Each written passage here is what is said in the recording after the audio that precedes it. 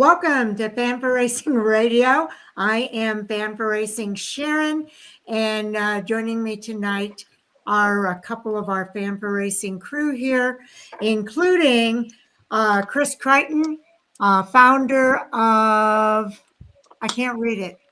YellowCautionFlag.com. Okay, the yellow cat. Oh yeah, the YellowCautionFlag.com, and then also the big mouth of the Mid-South. You did it in reverse. Jay Huseman. The bottom part I had to change up, but I really thought if Sharon, you're a better person than me, I would have said bogmouth. I had it mistyped it and had the bogmouth up there a minute ago. Well, we were able to get that fixed, so that was a good thing. Okay, we want to say welcome to everybody for joining us here tonight. We are live again. So we'll see what we can do here. We've got quite a few topics on our schedule tonight, Chris. Yes. You want to pick up the first one? No, you're going to get me first. I really wanted to talk about Bubba Wallace and where he's at right now. For a driver that's gotten a lot of negative attention over the last several years, a lot of naysayers that said that he didn't belong and whatnot, without getting too political and sideways about it, I think that there's those of us fans who are ready to praise Bubba Wallace for finally being able to live up to the potential that we expected. Remember, guys, 10 years ago, we heard about this kid named Darrell Wallace Jr., and he was a really good race car driver, and he was on his way and was in the same class as Kyle Larson and some of these other guys that are now winning a lot of races up in the Cup Series.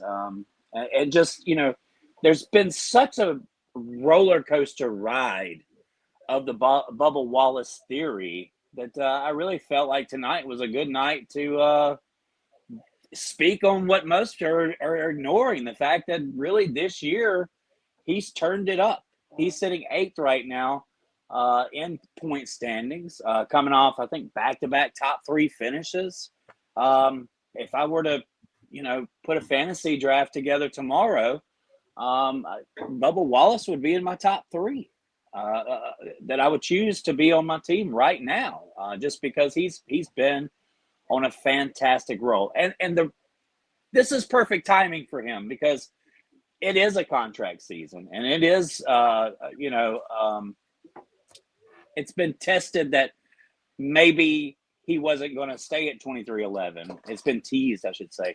But I really expect 23-11 to really dig down and sign Bubba Wallace to a long-term deal just to give himself a little bit of comfort and able to continue to mature and grow. I think that Bubba Wallace from 4 or 5 years ago isn't really the Bubba Wallace we're dealing with right now. This feels more like Darrell Wallace Jr. Than the cliche of who Bubba Wallace had become. Okay. Jay, I'll let you go next.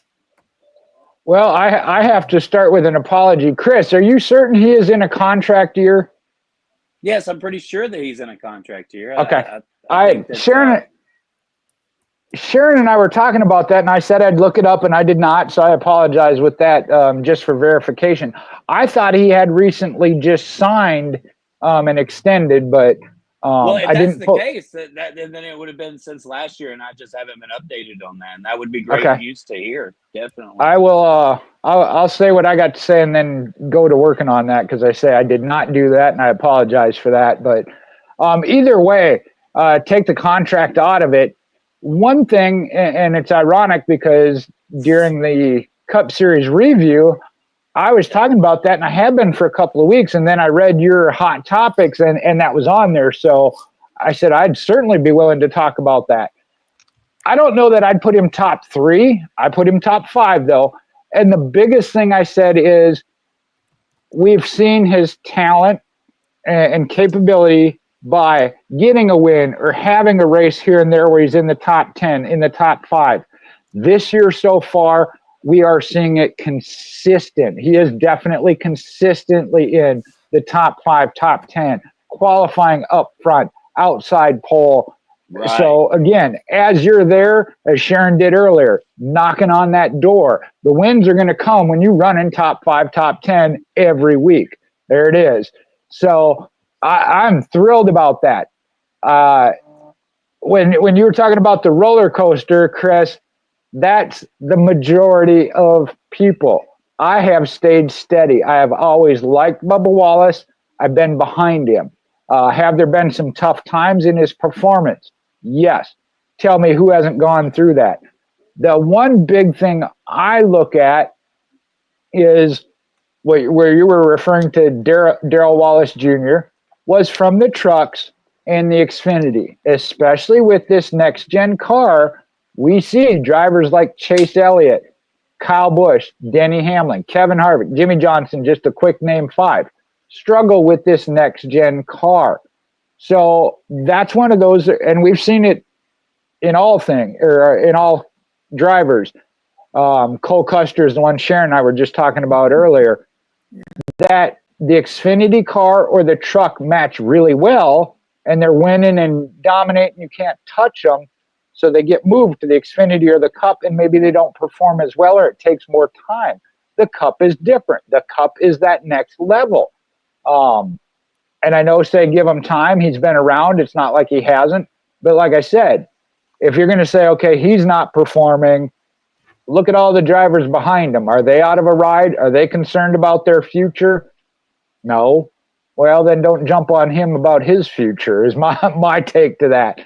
You know, you got to look at that and look at all things. But I've always been a Bubba Wallace fan, just as a driver and as a person. So I didn't ride the roller coaster. Okay. Yeah, I agree with everything that both of you are saying. Bubba Wallace was given an opportunity, and it didn't quite go according to plan. And so it took some time for him to make adjustments. And I can't really blame him for some of that. Some of that I know was just a maturity kind of thing. And so he's kind of gone through the maturity curve there. But some of it is the next gen car, you know, the Gen 7 car coming in. Some of the veterans had trouble adjusting to that car. So especially if you start with one car and then they change the game on you, and now you got to adjust to a whole different car, it's going to take a little bit longer. So I think he's done really well. And he said he feels like he's in a really good place right now. He's also the one, Jay, that we talked about a little bit earlier, that he looks at things from a whole different perspective. He's a family man now. He's got a child, and he's matured. So I think that all of those things have kind of come together, and he's got a different way of looking at how he goes about racing, and it shows in his performance. I think he was a little disappointed with the first couple of races, but he's on his game now, and he's had those 2 top 3 finishes in a row, and I think he's doing really, really well. I think, and we've talked about the next gen car in relationship to this too. I think the next gen car is in its heyday, and that drivers are finally figuring it out, and they're doing well. Denny Hamlin, he hadn't won at Martinsville in the next gen car. It's been 10 years since he won at Martinsville. So he finally figured out something and kind of said the same thing. They took a different approach this weekend. So I think that the drivers that are, instead of blaming the car, they're taking a different approach to how they deal with this car, and it's working. And I think Bubba Wallace falls into that category. And I think that it means good things for the next gen car. It means good things for those drivers that are figuring this out and are going about it a different way and getting much, much better results. And I think for Bubba, a lot of it has to do with the maturity and his stage in life and how he's progressing. So I think it's all good stuff. Sharon, can I jump in here before we go around again? I Yeah. did what I said. I did my homework like I was supposed to an hour ago. September of 2024, Toby Christie posted Bubba Wallace has signed a multi-year contract. I'm not finding a number to attach to it anywhere, but 25 and beyond. But then at the bottom of the article, it does say that Wallace had commented that the negotiations were on hold because of the charter agreement discussion, because that's when that was happening. And he falls into 2311's argument. If they didn't get the charters or the, what's the word? Extension, injunction. There we go. Thank you. Of that they could lose drivers. So Bubba Wallace might have been one of them. I knew Tyler Reddick could leave if wanted, if they didn't have a charter. Bubba might have been under that as well. But Chris, that might be why you were not clear on that. He did sign a multi-year extension last fall. How the charter system affects that, don't know. Right. Well, there again, it's just a testament that your fifth or sixth driver at Toyota right now is capable of getting top three finishes in back-to-back weeks. It shows how far Toyota has gotten in this game this year with competition. You know, generally at this point in time, we've been it's been a Hendricks race season the last couple of years with Kyle Larson and William Byron. But this year, it really seems like Toyota is showing up weekly with the dominant race car, whether that's coming out of 2311 with Tyler Reddick's recent finishes, Bubba Wallace and his, I guess, coming out party or surgeons. I'm really not sure how we really, this is the best that Bubba Wallace has ever been. And I think with all the things that are going on with the Toyota camp and the spotlight has kind of been taken off of Bubba Wallace, and maybe that's the reason for his success. Maybe that's the underlining factor that we haven't taken notice, is the fact of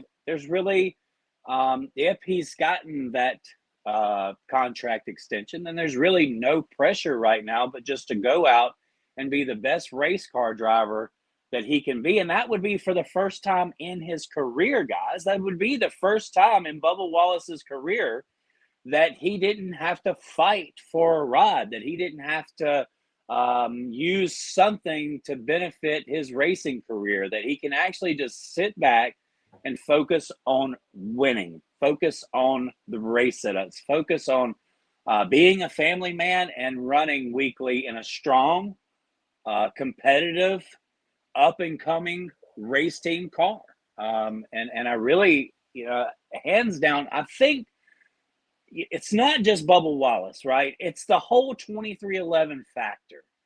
And 2311 has given us something that maybe we felt, maybe we watched as the Stewart-Haas situation unfolded. I think a lot of us were caught completely off guard a year ago when they said that they were shutting the team down. Tony Stewart was exiting out of Stewart-Haas Racing. And we've just been waiting for this 2311 team to completely evolve and become a super competitive. I'm not sure I'm ready to put Riley Herbst in this yet, but definitely what we've seen from Bubba Wallace, what we've already seen from Tyler Reddick, just shows the strong encampment there that 2311 is offering to their racers. And also they have talent in the pool, right? They've got Riley Herbst, right? And they've also signed Corey Haim. So where they would fit Corey Haim in this, I'm not really sure. But he was not so well loved at Toyota, and I think a lot of it had to do with a certain rivalry with the boss's grandson, son at the time, maybe, which was the feud between Corey Haim and Ty Gibbs, right? So. I want to talk about Bubba, but when you talk about Bubba and all the factors, you have to include the fact of where 2311 is, where Toyota is right now. And it's just like a perfect song for somebody who's been looked at by half the race fans or a quarter of the race fans or just the racist race fans as the DARFs, I should say. In the negative context, this is the time for all of them to hush, because we are seeing a competitive Bubba Wallace. We are seeing a driver who is knocking on the door for wins, and not just at one style racetrack, but literally all of the racetracks except for road course racing. He's just not really. maybe he'll get better as a road course driver, but that's probably the ones that he would mark off the list himself. I just wanted to bring some positive attention to that. Okay, Jay. Virtuous. Well, for one, I think he has improved on his road course. Is he going to go out and win the next one? Probably not. We got some strong ones out there. So that's a tough thing to start with. As you were talking, Chris, one of the things that you hit on of the possibility of why he's where he's at now. Sharon mentioned having the child in the family, and he has said that is part of it, and we've heard several drivers talk about that. But the more I thought about it, 23XI as a team came in. They have their alliance, partnership, whatever you want to call it, under Joe Gibbs Racing as the second Toyota team, solid Toyota team, had a solid team foundation. Other places he's been, it's kind of been an iffy team situation, and he may not be the driver to carry the organization, to put it on his back and carry the organization. He now doesn't have to carry that organization. He can just be a part of it and help it build and grow. And we've seen that with a couple other drivers in situations. I think about Daniel Suarez or Joey Logano. Again, you got to get into that right situation with the right team. Unfortunately, it seems like Bubba Wallace has taken 3 or 4. I know he started with, and I was looking it up, Roush Fenway Racing. The deal with Richard Petty Motorsports, that's what really made me be like, that organization just wasn't quite up to par, and you got a driver that just wasn't capable of carrying the team, so factor that in. And like I said, I've been a fan of his the whole way. And even Roush Fenway, if you think back at the time when he was running for Roush Fenway, was when in the Xfinity Series, they lost sponsorship. He was in the top 5, I believe, in points when they had to shut his team down because they didn't have sponsorship. Right. So like I said, that was not a firm-founded team, but he was still performing and got pulled out running top 5. So I've always been a fan of his, and I applaud him. And as Sharon said, during the previews and reviews, we've been talking about it. Like I said, I don't know if I'd mark him as a top 3 in fantasy, but certainly top 5. And we're seeing that week in and week out. 11th to 15th is now kind of a rough day, and they're not happy. They've become a top 10 team week in and week out, not just once in a while, not just at this track, week in and week out. So I'm thrilled. Yeah, you guys are bringing up some excellent points. I still think the next gen car is all part of that equation as well.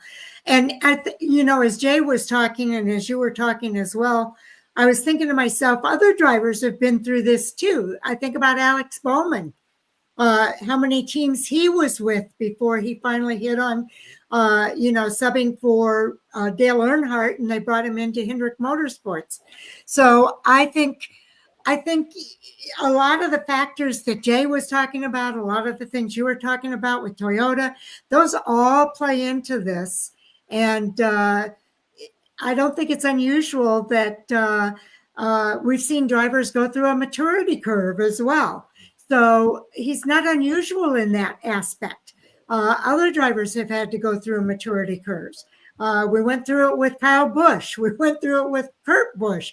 We went through it with a lot of different drivers that came in and were a little rough around. Noah Gragson. Some of the drivers are a little rough around the edges. And you're right. They've got 23XI has drivers that are in the pipeline.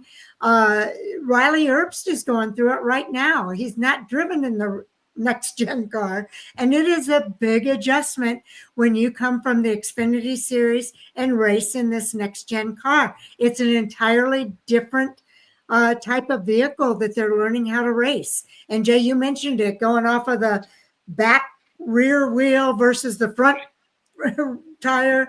It's just a different way of racing. And we've been talking about how drivers are taking a whole different look at how they're somebody else. I think it was Christopher Bell who said, I started thinking maybe it's not the car, maybe it's not the track, maybe I need to do something different. We've got a rash of drivers that are saying, maybe I can do something different that will improve my racing.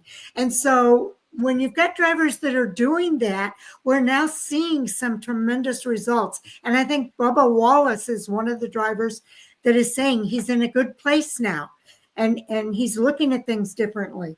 And I think all of that is a big factor in all of this. And that's why we're seeing some of the great results that we're seeing. And that's why I think this next gen car this is their heyday for that next gen car. We're going to be seeing some really great results because we've got drivers that are looking at different ways of how they can do better in that car. And it's working. Chris? Yeah, very easy when you have all the data in front of you. That's the SMTs and all the information. You know, the cars are so close together. But I don't want to take that away from Bubba. He's definitely turned into, you know, you go through different stages in your career. Of course, the rookie, the greenhorn, then the all-star, or the guy you can count on, you know, the team leader, and then you become the veteran, right? And the veteran is, you know, I think where we're at right now in Bubba Wallace's career. And so he should be where he is now. He should be finishing in the top 10 weekly and whatnot, because he is of the graduating classes already. So, you know, you have generations of drivers, and you know, they extend from 40 something years old to 20 years old. And so that's, you know, Bubba Wallace is right where he needs to be, both performance and professionally, with 2311. And I think, as I said, I'll reiterate what I said before, he's in a good place.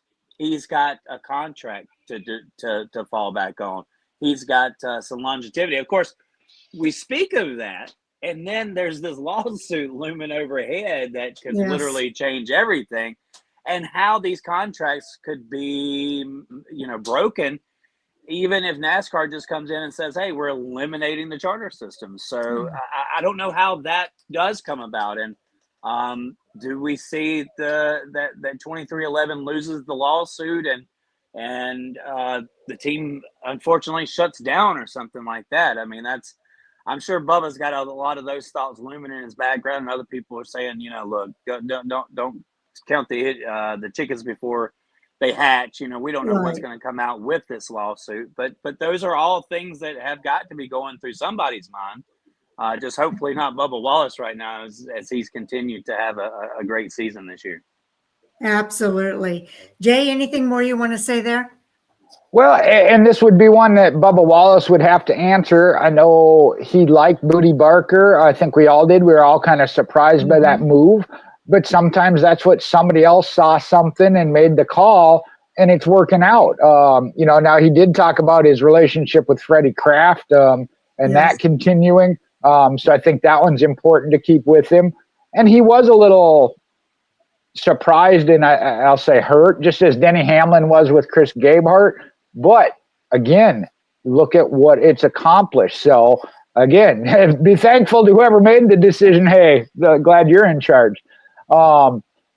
Chris mentioned the lawsuit issue, and I don't want to get real into that.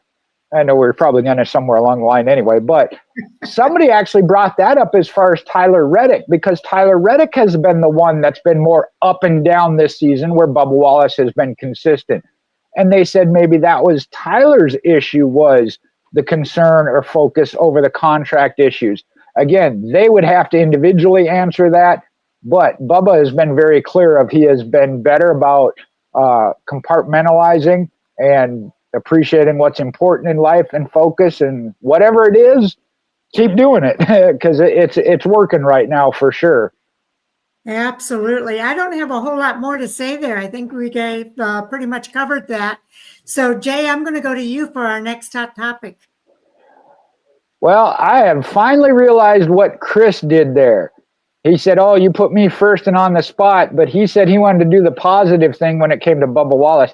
So I'll bring up the negative in the Xfinity Series race, and be the bad guy there. No, obviously it was Martinsville. There were some issues on track and social media, as well as some of the broadcast, very harsh on it. I don't quite fall in that category, but I'll come back around and finish up. So, Sharon, you want to start? Well, I'm probably going to be the most negative person on this. I really feel that, there's Martinsville, and there's situations that we expect bumping and banging at a short track like Martinsville. What Sammy Smith did to me was egregious. I know he was trying to win the race, but here's the thing, and I don't agree with his comments. He said, that's what you have to do these days to win these races. And I'm like, no, that is not what you have to do to win these races. To me, it shows a lack of confidence in themselves to be able to go and win the race with a clean pass. And I know it's not going to be completely clean, a little bumping and banging, we expect that, but he did more than that. And I think that he should be penalized by NASCAR. I hope that they review it. I hope that they, I know we're going to disagree on this, but I think that they need to review it. And I think that they need to, Kyle Petty kind of set the stage for this, if you will. He did an interview with Kevin Harvick on the Kevin Harvick did. Happy Hour. And Yeah. he said, these guys are growing up thinking that what they can do anything they want on the track and that it's okay. And it's not okay. Even Kyle Petty said that. It's not okay. You need to have respect for your fellow drivers. I think we've seen some very exciting races where drivers raced cleanly, made those passes, and won the race. And I think that that's a learning curve that Sammy Smith is going to need to go through. And he's going to have to learn it the hard way. That's not the way you race your fellow competitors. And he had a line, and I mean a line of drivers after that race, standing in line to talk to him about what he did in that race. They were not happy with Sammy Smith, and they made their feelings known to him. And so I do think that NASCAR needs to take a look at it, because they're going to go ahead thinking that racing that way is okay. And you're in NASCAR's top 3 series. You're not racing at the local short track where anything goes. You're racing in NASCAR's top 3 series, and you need to act like that. What he did was an embarrassment to the sport. That's not reflective of NASCAR's top series and being a premier driver in NASCAR's top series. That was local short track racing and just bumping and doing whatever you have to do. That was bumper cars, what I call bumper car driving, where you just knock your biggest competitor out of the way. And I really think I could get on the track and knock somebody out of the way and win a race. I'm not a talented driver. I expect talent when you're in NASCAR's Xfinity Series. And I want to see talent on the racetrack. I don't want to see bumper cars. I just don't. And I'm expecting, Jay's laughing. He's seen this before. No, I was just going to say, Sharon, do you need to give me authority to use that mute button you have? No, share your opinion by all means. Yes. I have very strong feelings about this. I think when you're in NASCAR's top series, the premier racing series of NASCAR, you need to act like it, and you need to race like it, and you need to show respect to your fellow competitors. And you want to be respected. He said Taylor Gray didn't respect him. Well, there might be a reason why Taylor Gray wasn't being respectful to him, because he's not respectful to a lot of other drivers on the track, including probably Taylor Gray. So if you want to get respect, you got to give respect, and you're going to get a lot more from your fellow competitors if you can show respect on the racetrack versus bumping and just bumping your competitors out of the competition. And I just think that's totally wrong. It's not the kind of racing I want to see in the NASCAR Truck Series, Xfinity Series, or Cup Series. You're in NASCAR's top 3 now. So put on your big boy pants and let's race. Chris? Yeah. All right, Sharon, you breathe. Let us talk for a little bit. Well, I'm going to go to Chris next. I just need to point something out real quick. My maturity is, we just talked about the maturity of Bubba Wallace, and I actually got to sit here and hear Miss Sharon, and I realized the maturity of my own self because I literally let her go that long without interrupting her, and I'm in complete disagreement. And I wanted, and I know my facial expression showed it, but I want everybody to remember a couple of weeks ago that these drivers just went to the school of AA, Eric Amarola. And Eric Amarola did the most grostacious thing I've ever seen in my life. Well, and he was praised for it. So how are we going to hold? Let me back my voice down so I'm not busting people's ears okay. out. I got a little heated too. How are we going to praise one driver and then make the race at Martinsville like it was some kind of ish show? I believe that those guys all put their best efforts on the line. What we seen Sunday compared to Saturday, y'all, Mark Martin said that he wanted to keep the integrity of the sport and not turn it into entertainment. I want to feel that way as well, but I don't know if I quite respect NASCAR of being the most truest form of racing. I want to think that it is, and in years past it's been, but we have too many sideshows and too many mockeries where when I sit down for 3.5 hours on a Sunday afternoon, I want to be entertained. I'm sorry. There's so many sports that, it's stick and ball, and it's, I've been for the boys have at it. I've been for allowing the sport to police itself.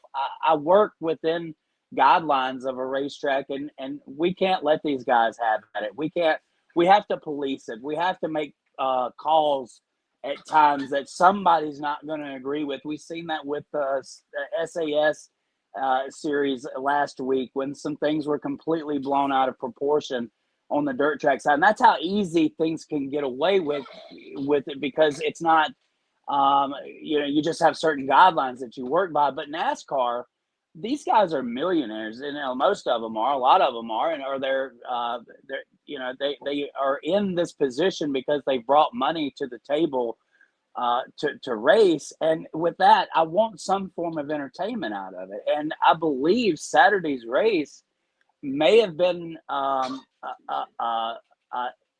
show to some, but to others of us, it was guys who were willing to risk it all. And I'm not saying that Sammy Smith was not wrong for just driving home and hitting second, but if the next guy up was going to do the same thing as we had seen throughout the whole race, why are we singling out one certain guy?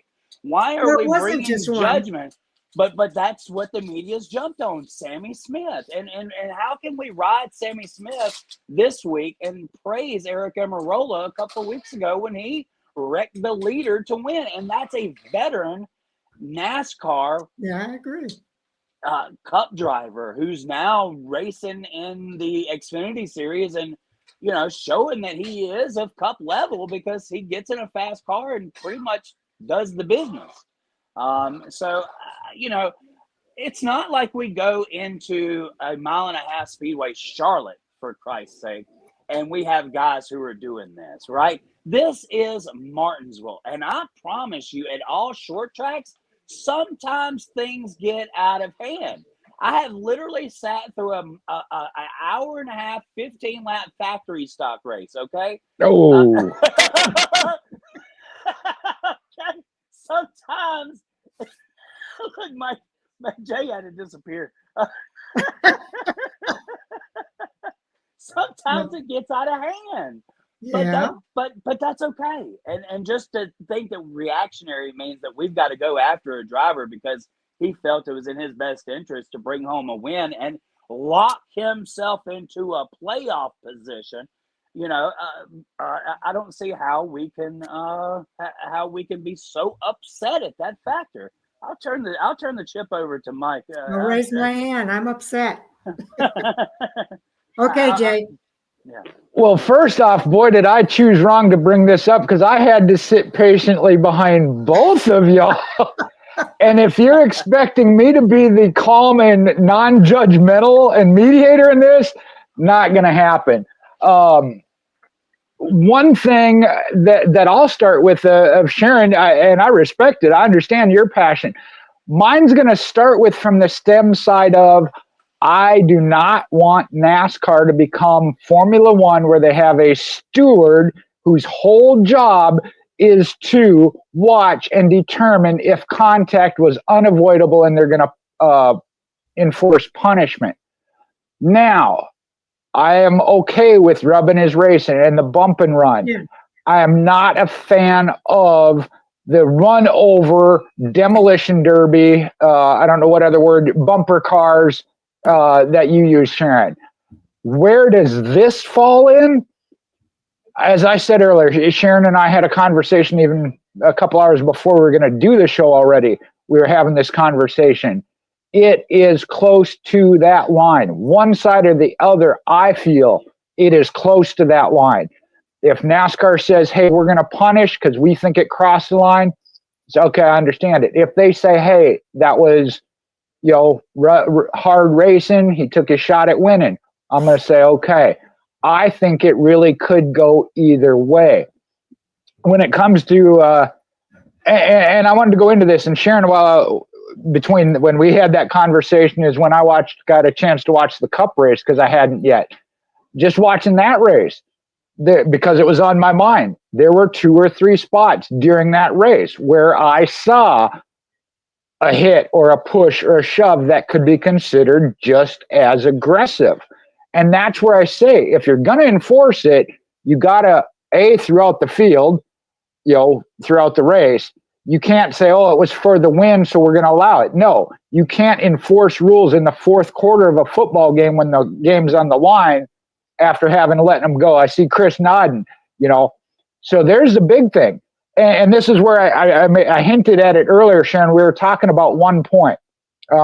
Mike Bagley and Pete Pistone from the morning drive.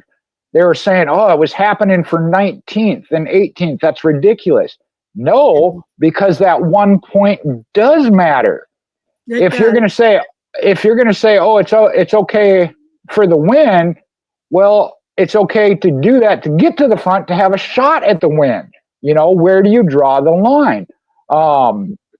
So like I said, I would have a tough time, and Sharon and I, we were in agreement on one thing. We don't want to be in NASCAR's position and make this decision by any means. And Chris knows I said, I'll help a track out any way I can. I will not be race director because I want no part of that. But like I said, if they make the call to, I understand it. If they make the call not to, I understand it. And I'll go into what Chris mentioned, the boys have at it and policing themselves on the second go round. Not going to happen. Just like Clint Boyer said, eliminate the bodyguards. It'll stop. Okay, eliminate security and the bodyguards. When people start getting popped in the mouth, they'll look. Nobody's messing with Austin Hill. Yeah. Well, I'm going to mute myself, Sharon. Go ahead. Okay. Yeah, and I don't agree necessarily with what I don't agree with anybody knocking somebody out of the way to get a win. I just don't think it has to. we went through the period of saying, well, I had to do it. It was the only way I was going to win. No, it's not the only way you're going to win. There are other ways that you can win this race. And I've watched some very, very good race. I think about the race with Matt Kenseth and Jeff Burton a few years back. They were going back and forth and back and forth. To me, that was exciting watching that and wondering who's going to come out in front at the end of this thing. And I got a kick out of watching these guys race back and forth.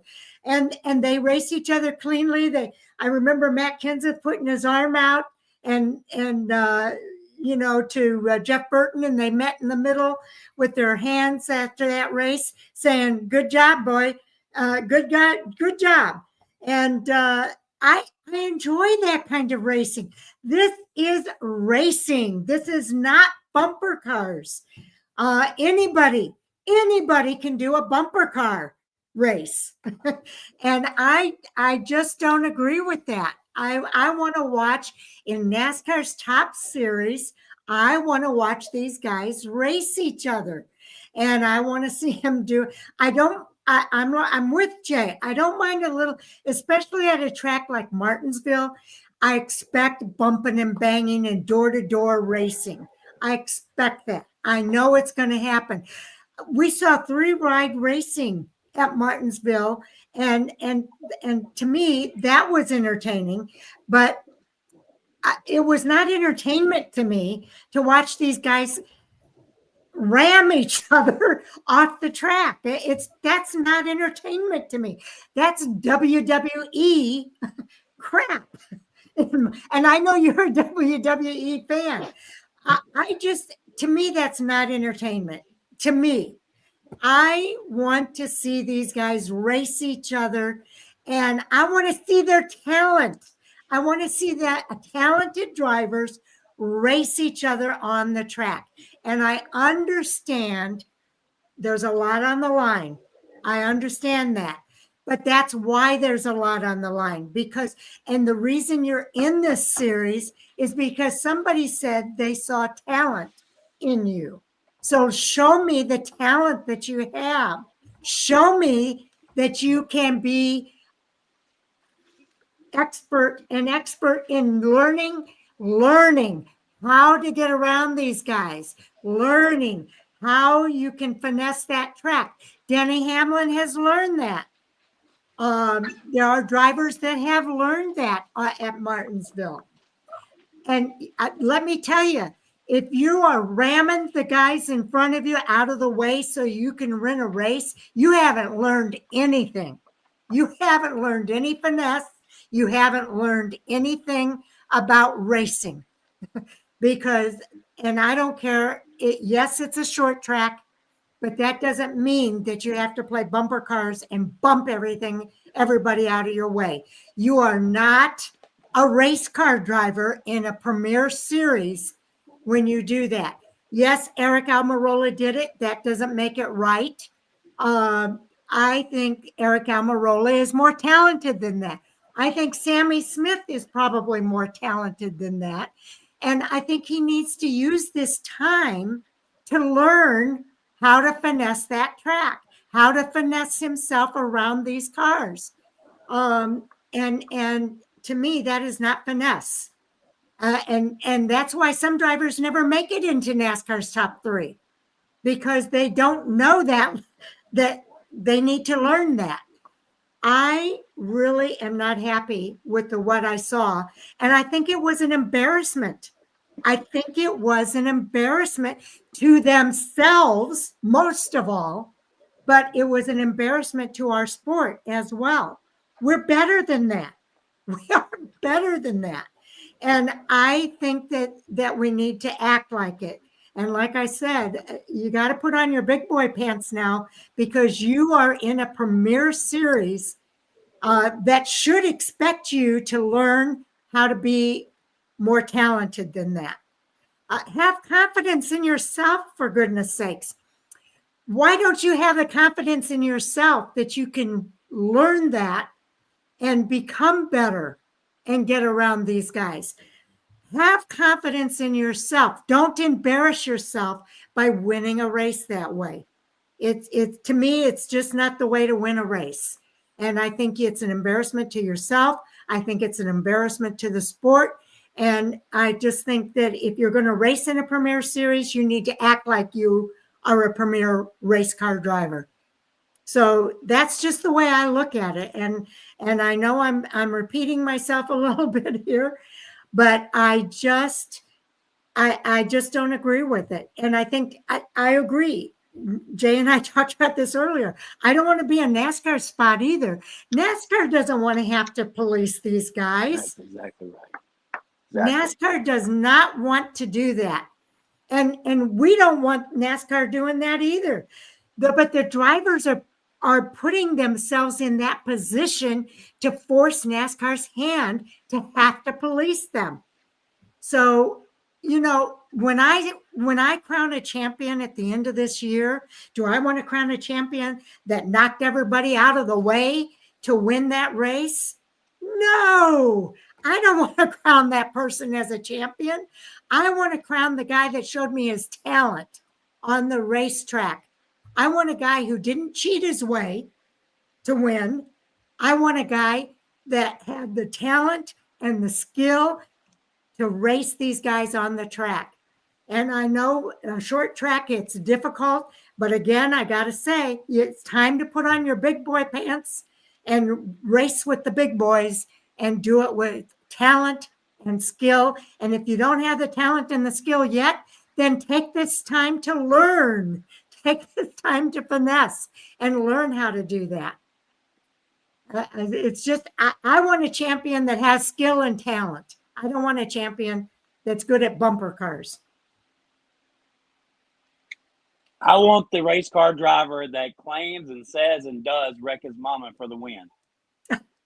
That's the true American race car driver. And do you know the one driver that we can come up with that would have wrecked his mother at Martinsville? If I know, Tony Stewart.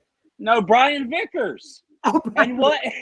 And to this day, what do we do with that video reel of Brian Vickers trying to wreck the whole field? We make an embarrassment of him. Yeah. And I'm sure but down the line. Talent to me. But I'm sure, but that just happens in racing, and that's what happens when you have fenders on race cars. If we were IndyCar or Formula One or sprint cars, we wouldn't dare touch each other the way that we do. But give us some fenders, give us a front bumper and a rear bumper, and this is what you're going to get sometimes. And it doesn't matter what class of field you are, doesn't matter what racetrack you're at, it's always going to be some hooligans doing some hooligan stuff out. But just because they were hooligans this week does not mean that they'll be hooligans again next week. And that's most of the time just the perfect firestorm that embarrasses one's career, such as Brian Vickers did 10 years ago at the same racetrack. It is embarrassing, and we will continue to embarrass these drivers that drove such a way. But it's hard to hold one person accountable when you allow somebody to wreck somebody to win a race. Back 20, 30 years ago, that was unheard of. I think Kevin Harvick won a race because Robbie Gordon didn't necessarily race in the correct fashion and was black flagged. We've gotten away from that, and we have a whole generation of drivers who are not held accountable for what they do. And then, like I said, you have somebody who's got 20 years experience coming to the Xfinity Series and wrecking people to win, and that's supposed to set the. But we allowed it. So if we're not going to suspend Eric Almirola and take his win away, then we just need to bring Sammy Smith in and tell him about the old the Japanese inspection down there, with your cabbage, and put you on the sideline until. Well, let me just say this. Your sauerkraut. Yeah, let me just say this real quick. To me, it's on the same level as when Austin Dillon was suspended for what he did on the track. And I was completely against that. I mean, just because he wrecked two people. Just because he wrecked two people, he got suspended. It's okay to wreck one. All right. Well, hold on. Oh, we're gonna lose the show here. He didn't get suspended. I just want to clear that up. He did not get suspended. They took away his win. But They took away they his did not suspend him. Right. They didn't suspend him, but they took him out of the playoffs, which is just as bad. Oh, yes. They let him keep the win, but not the benefits of it. But they did not suspend him. Oh, okay. Yeah. I mean, think they I kept heard him out of the somewhere playoffs. today that they said he was suspended. But yeah. Well, then they were incorrect because that was not a suspension deal. That was just you aren't going to get the win that way. But there have Yeah, been well. drivers that have been suspended. Oh, for sure. Yeah. Anyway. Were you done there, Chris, or you got more? No. I mean, I'll defend it. As I said, if it's a racetrack, things are going to happen, and it doesn't matter what race it is. It doesn't matter who it is. That's right. It doesn't. But if we had allowed those two, if we had allowed, what was it, Taylor Gray or Tanner Gray? Taylor Gray, right? Taylor. Yeah, if we allowed Taylor, he's a pretty good sized boy. If we had allowed him to actually touch Sammy Smith, who's probably not that. I mean, Sammy's a little skinny guy. You know what? We would have probably got a different interview from Sammy at the end of the race. So you're advocating for a ring at the track that after the race everybody goes into the ring and punches it out. You're on to me. It must be a guy thing. No, it's just that's how we learn, right? We walk around with a big chest until somebody punches us and takes the air out of us, and that's kind of how boys learn, right? And so, I mean, this is racing, and they're boys, and we coddle them too much, and it's okay to use a 2,800 pound race car to prove a point. But it's not okay to use a knuckle sandwich to prove a point. I'm lost at that, and we'll forever be lost at that. Yeah, don't get me started on that. Okay, Jay, what do you got to say? I don't even know at this point. There's aspects I want to agree with Chris of. Do I think NASCAR ought to be involved? And not unless they have to. And Sharon, you said that they don't want to. They're trying not to. Do I think the drivers need to police themselves? Yes, from a certain aspect.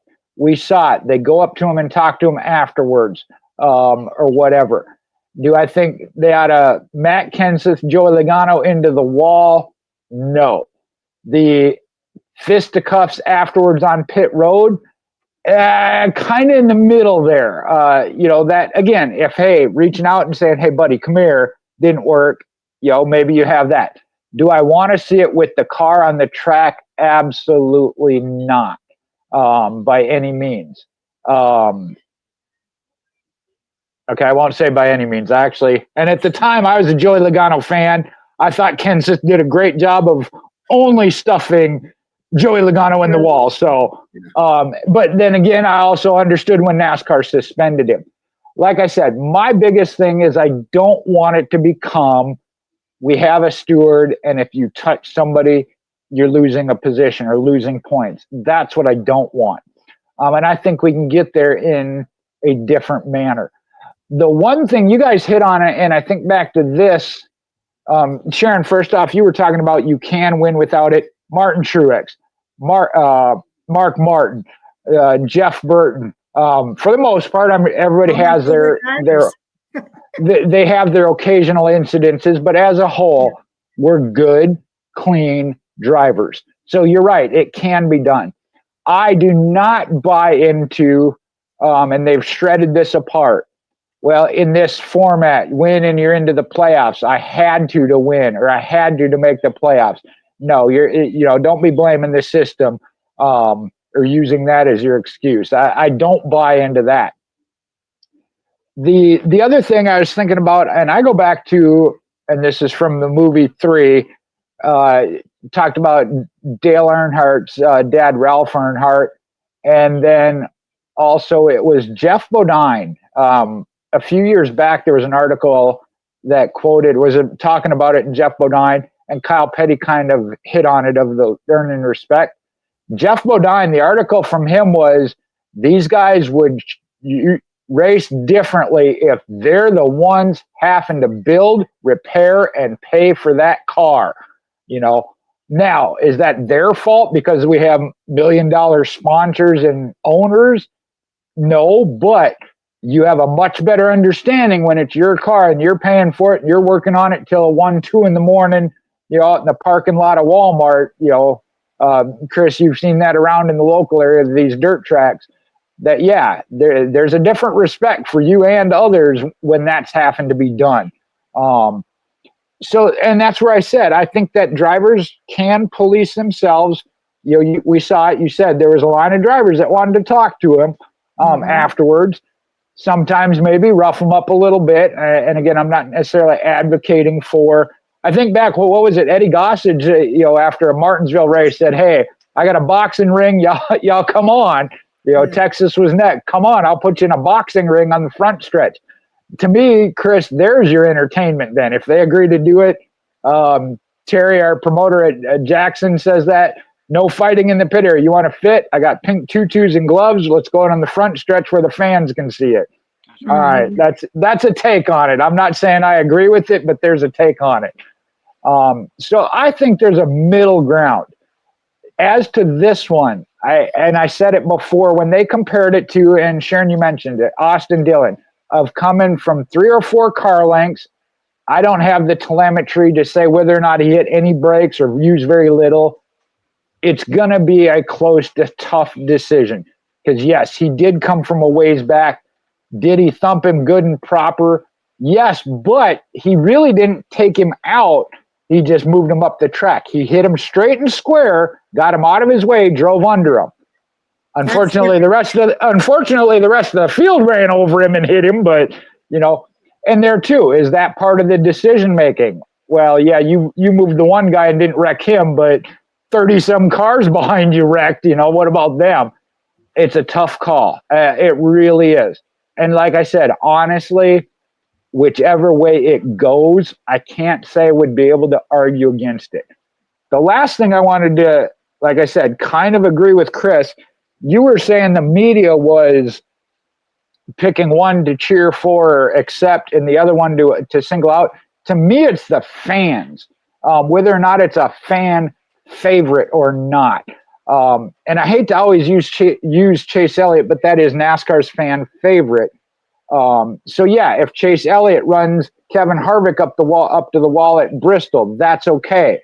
But when somebody else does it, then it's not. Ross Chastain does it. Right, Ross Chastain, another one. Denny Hamlin has at times fallen into that category. It depends on who it's with.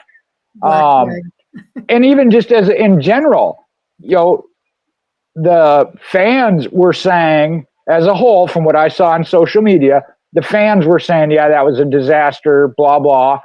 But yet when we went to Bowman Gray and NASCAR controlled the situation at a track that's known for it, they're like, hey, how come we didn't get the mayhem that Bowman Gray's known for? Bingo. Wait, you want it? Yeah. It wasn't me. No, I mean, but like I said, 1 week they're wanting it. Now they got it at Martinsville, and now they're saying, oh, you can't do that. But there again, I feel like that is singling out the one individual driver because of it then. It's not based off of what happened. It's who did it. And because Eric Almirola is a fan favorite.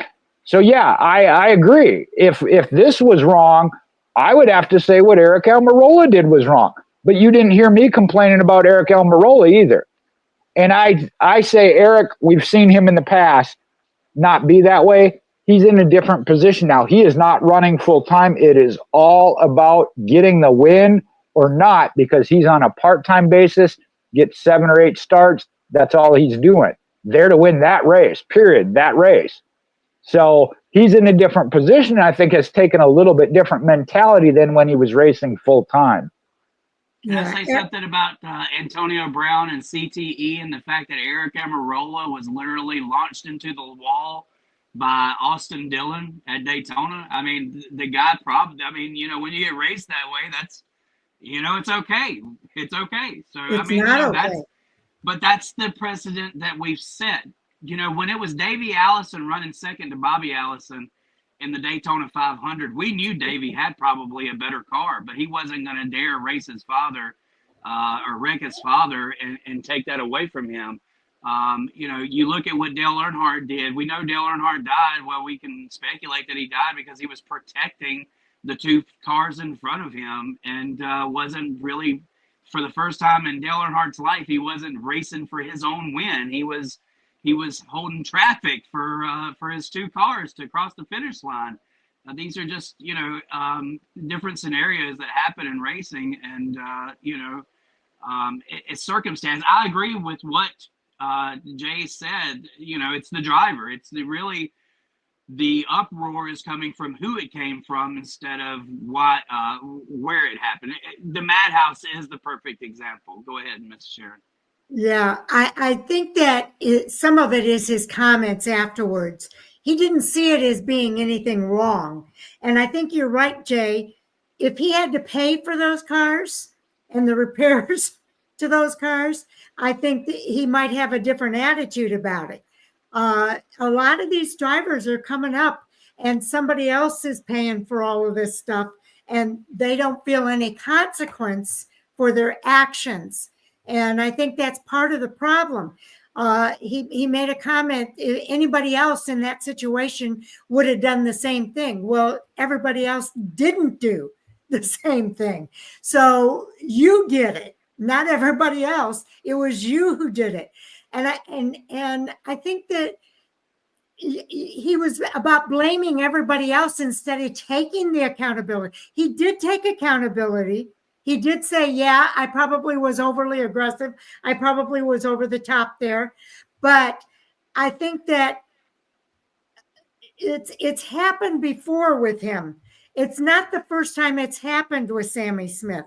So I think that's why people are reacting as strongly as they are. And I think that he brings that on to himself. And I agree with Kyle Petty. I think a lot of these drivers are coming up thinking it's okay to do these things. And people like you guys are saying it's okay. So I don't think it's okay. I don't think it's okay to wreck somebody else's car and you don't have to pay for it. I don't think it's okay to do those things. And Kyle Petty obviously agrees with that. And I think a lot of other people, the long line of people that were standing up in line to talk to Sammy Smith, I think they're all saying that. It's not okay to go out there and wreck these other drivers' cars. It costs a lot more to replace and fix those cars than it does in a local short track. And in some of these short tracks, it can take somebody out of competition altogether because they can't afford to fix that car. I think about Greg Van Alst and his situation. It's not okay to do that in NASCAR's Premier Series. And I agree with Kyle Petty and what he says about that. And at some point, you have to let these drivers know it is not okay. It is not the only way for you to win a race. If you don't win at Martinsville, there are other races on the schedule. Look for the races that you're the best at, circle that on your calendar and make that the race that you go out there and show us your talent and your skill to win that race. Martinsville is not the only race on the schedule. Okay? And you're going to have another chance to go after a win. Can I end it with this? Yeah. I didn't mean to wreck him. I just trying to rattle his cage. I don't agree with that. I would not have been a Dale Earnhardt fan. I was going to say, Chris, I know it's been a while since you've been on, but yeah, that one is not. Sharon and I have this discussion all the time. Yeah, she would not be listed under that. The one thing I want to say, though, Sharon, though, you keep bringing up. Do it like Dale. Sorry, Jay. Go ahead. No, that's one of those of, I think Dale Earnhardt, I mean, I liked him as a driver, but I do think he was a little over aggressive and used that mantra. I would not dispute that. when you're talking about Kyle Petty and even Kevin Harvick a little bit during the broadcast, Yes. that were harsh on it, I think back to Kyle Petty's career. I think back to Kevin Harvick's career. Like, now hold on, where did you rank when it comes to that?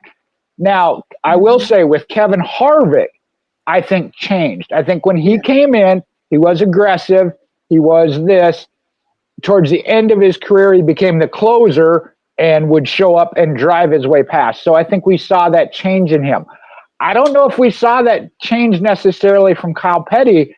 His change is now he was a driver to now I'm a fan and a broadcaster. So I think that kind of comes into play with that. But I wouldn't, by no means would I put either one of them on the list of the most aggressive. Right now it's, again, Ross Chastain. I know Noah Gragson, but again, Noah Gragson, we've seen the change. Yeah. So can we or will we see the change in Sammy Smith? That's where we're at. And what will it take? Is the driver saying, hey, the fan saying, hey, or is it going to take NASCAR to say, hey? And I think it's going to take NASCAR in some cases. So we'll see what happens. Tuesday or Wednesday, we'll find out. Okay. What's our next? I was going to say, I got a suggestion. How about we let Sharon get in a better mood and let her pick the topic? So you go ahead and pick your topic, Sharon. Well, let's talk about Eric Jones and his disqualification. Legacy Motor Club said that they are not going to appeal it. They know that there's a variance. They were outside of the variance, and they're not going to appeal. He did not meet the weight requirement after the race, and NASCAR disqualified him. So your guys' thoughts on that? Chris, we'll start with you. Yeah, it was probably a simple balance issue or something like that. When you look down on the shop floor or in the truck and you see that weight that you were supposed to put in there, it was probably something to that extent, or they could have even lost it out on the racetrack, and we didn't know about it. Maybe that was one of the debris that we found out. But more than likely, it was something that the team was already aware of, whether or not it was meant to be or not. What it sounds like here is they knew ahead of time that this was probably going to be an issue, and it was. And so you take the penalty and you try to do better. I'm sure somebody probably got reprimanded because in most cases, and I've seen this at our local tracks, that sometimes people forget to put the weight in there, and that's just the way it is. So kudos to Legacy for not making it all drawn out and stuff and going ahead and just admitting that they made a mistake. Jay. Well, Chris, they did not admit they made a mistake. They just said they weren't going to fight the penalty. Could have been, like you said, unintentional, could have been intentional, or they were pushing the limit and they crossed it and they know it. And we go back to Alex Bowman last year. Now there, Hendrick Motorsports pretty much did say, hey, we knew we were going to be close, and so we're not going to push it because we think we crossed it. Following that, I did hear one of the, I won't give any names, but y'all figure it out, former crew chief that's now on Sirius XM radio, say that on their first pit stop, they would make an adjustment to where they were 100% legal to being in that, tolerance level, and hope that they didn't cross over the tolerance. And that was kind of eye-opening for me, that they were intentionally putting themselves into the tolerance area and hopefully not going too close. And I use, it's a lot easier to talk about pit road speeding. Yeah. The speed limit is 55. They will give you up to 60. Drivers set their tachometer so it's 59.9. And then they want to say, oh, we were only a tenth over. No. You set your tack where you were. I can get fired up too, Sharon. I'm like, yeah, if you already know you are setting yourself at 4.9 over, you are already over. You can't be asking for no more grace or give. They gave you 5 and you use 4.9 of it. No, don't be asking for that one more tenth. I mean, in my opinion, that's one of those. I'm like, if NASCAR says it's 55, it's 55. Yeah. Don't give them that grace, because once you do, what do? Use 4.9, of it, and then want more and say, oh, it's so close, don't call that. No, you were given. Now, when it comes to the weights or height measurements, I understand there's a reason for that of tolerance, because again, you get thumped in the rear end and maybe your car isn't measuring the same way it did before the start of the race. Martinsville, I don't even know if they attempt to measure deck lids at that point, but there's a reason for having tolerances. Pit road speeding, to me, that's one. There should be no tolerance. Draw the line, because again, if it's 55, what are they going to do? Go 40 or 54.9. So why give them the other 5 grace? Because they're just going to use it up anyway. So what's the point? Or set it at 60 and be like, that's it, no grace. If you're going to give them that extra 5, set the limit and stand on it. In that case, like I said, deck lid measurements, weight. Yes, I understand things change throughout a race. At your local dirt tracks, it's always the deck lid height and your weight. And again, depending on the race, length of the race, number of cautions, the weight, they may make an adjustment for fuel. We ran X number of caution flags. But again, teams know that. And this is where I can't say I'm 100% lenient towards the drivers. They know on a 100-lap feature, you're going to have cautions and this and that. And they try to get as close as they can and not cross. And if, we had more cautions. Well, you knew there were going to be cautions. You should have planned for it. If you'd have had a 100-pound weight in there, we wouldn't be talking about 1 pound, but they don't want to do that, because then if there is no cautions, now they're like, oh man, I could have given up 90 pounds. We only burned 10 pounds of fuel. Well, but you got no concern about not passing through tech either. So it's a tough line, but and that was all in response to y'all. My thing with that is, we know where Legacy is at, and they're in that stage of trying to rebuild and get in a good direction. Mm-hmm. I'm trying to think of how to say this without Hendrick Motorsports last year with Alex Bowman. I know it cost them into the playoffs, but if they take a fine or a penalty, they can afford it. You talked about it, Sharon, that Carl Long penalty. That destroyed that team. Yeah. Legacy is kind of in that middle of, they're not all together yet and in a good spot. Why even be doing this? That's my thing. You're not in a position where, if we get caught, we'll take the penalty and we'll win next week and it'll be forgotten. You're in that spot of, you're trying to build and establish.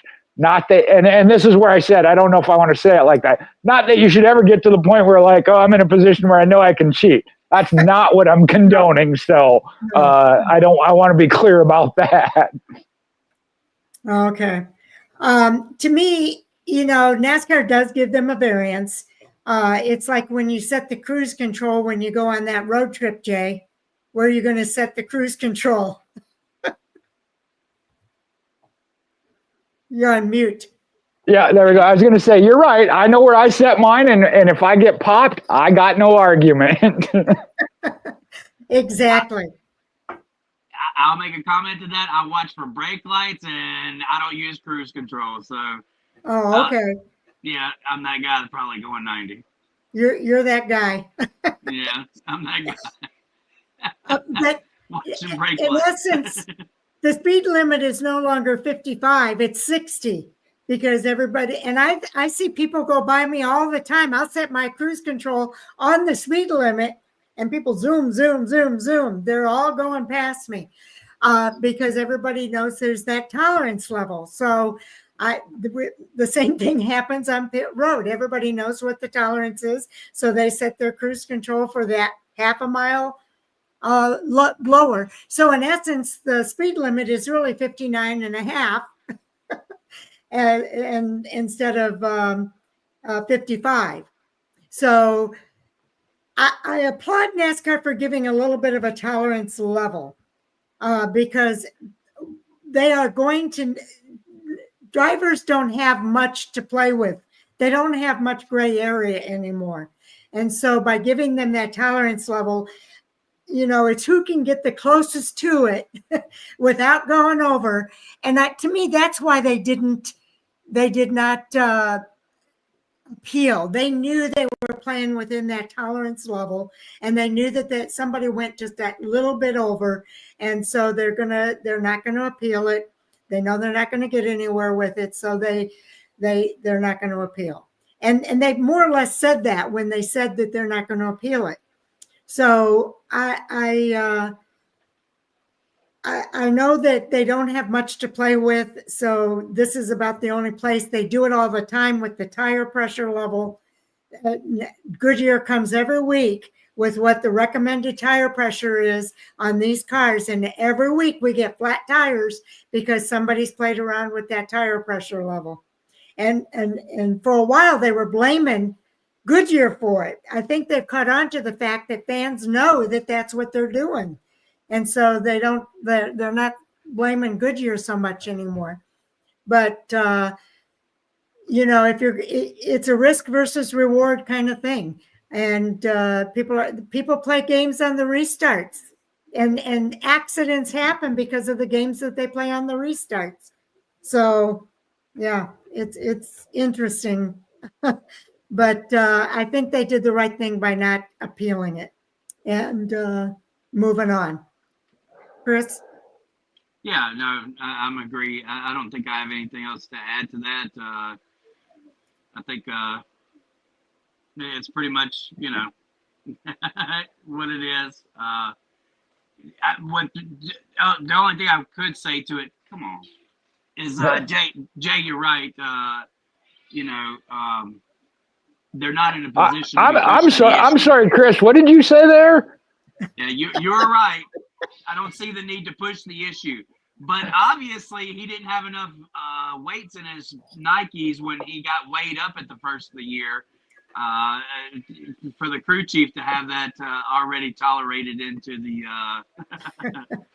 don't weight. Don't be giving away trade secrets now. Hey man, I mean, I've heard about it. They put weights on their thighs and all kinds of stuff. Oh yeah. Just to get that little bit of extra out of it. So, I mean, we're talking about race car drivers, and they do race car stuff. Yeah, it's true. I just say, so far we've got, 3 races into the season at Jackson. I don't know what you got at Why Not, but every year there's just something. I think I've seen it or heard it all, and you hear something new, and it's like, really? But the greatest thing about my job is all the things that I know that I'm never allowed to tell. Right. Yeah, exactly. Right. Yeah. You're better than me. I do tell them. Be like, I'll tell you what I heard. No. Yeah. Sharon. That's why. Yeah. Sharon. Well, I mean, you've seen it in NASCAR. Think about the things we've seen and heard from years past, a few years ago, Ryan Newman at Richard Childress, the pinholes in the tires. I was like, seriously, I mean, and that wasn't the first time. There were a couple of years before that they were caught. Right. Well, that's just where it got caught. But yeah, on one aspect, I do, and I'll go into this actually. I kind of want to applaud them for the ingenuity, but also be like, hey, stay within the rules. No, I think we're all kind of in that spot of, especially for Legacy Motor Club, of trying to get situated and establish themselves. I mean, you don't want to be making a mistake while you're in that building process like that. And I feel bad for them because I think they're on that verge. The one thing I will say, and we're talking about the rules and whatnot, and Sharon, you and I have had this conversation. I don't remember if it was on Hot Topics or not, but if I am not in favor of the run what you brung, do anything you can, think of, whatever. If so, that is a different series. Run an outlaw program. But I would like to see NASCAR open the box a little bit so that teams have room to play around and come up with some ingenuity. But then if you are outside this expanded box, you're in trouble. We're giving you some room. You go outside the box, we're going to hammer you. Like I said, I wish they would give them some room to play around and be creative. Let Ray Everham do his thing. Let Chad Knaus do his thing. But Well, the it box sounds like- is the box. And if you're outside of it, you're in big trouble. Well, according to you last week, when they didn't take anything back to the R&D center, they were allowing some ingenuity there. Yeah, that, like I said, that concerned me. I was happy to. Last week they didn't take any cars to R&D. What about this week? This year, Who this did- week they Sharon, took, you Ty posted it. Dillon and Eric Jones. Oh, wow. Okay, I knew they Wow. had at least a couple this week. Yeah, last week they didn't take anybody. But was Eric Jones already? I guess he was taking. That's why they assessed the penalty. They didn't see it at the track. Yeah, they wanted to see if there was something more. Yeah, I was going to say, I think the weight thing was at the track, and that might be why they took his car then. But Yeah. All right, that makes sense. And then Ty Dillon was the other, what do they call that? Random pick. Right. Yeah. So, anyway, I forgot what I was going to say. So, do you want to go to the next topic? Chris? Yeah, sure. Let's talk about Denny Hamlin portraying as a villain, and does that really work for him? Or is it just a show? Yeah. Okay, Jay, you get to go first. again, this is ironic. You and I talked about this prior too. I am not the biggest Denny Hamlin fan. I respect his talent, and I think this weekend he drove a good race, had a fast car, drove a good race. Far as when he doesn't of that, I think NASCAR needs it. And if you're getting, for a while it was Kyle Busch, wear that black hat. I got no problem with him embracing it. Honestly, the whole Chase Elliott thing a few years back, and was that I don't remember if it was at Bristol or Martinsville. I beat your favorite driver. I thought that was great because, again, Chase Elliott is NASCAR's fan base favorite driver. I thought that was an awesome statement, honestly. I really did. And Kevin Harvick, Sharon, you've talked about it. What was Kevin Harvick for? Getting in your head.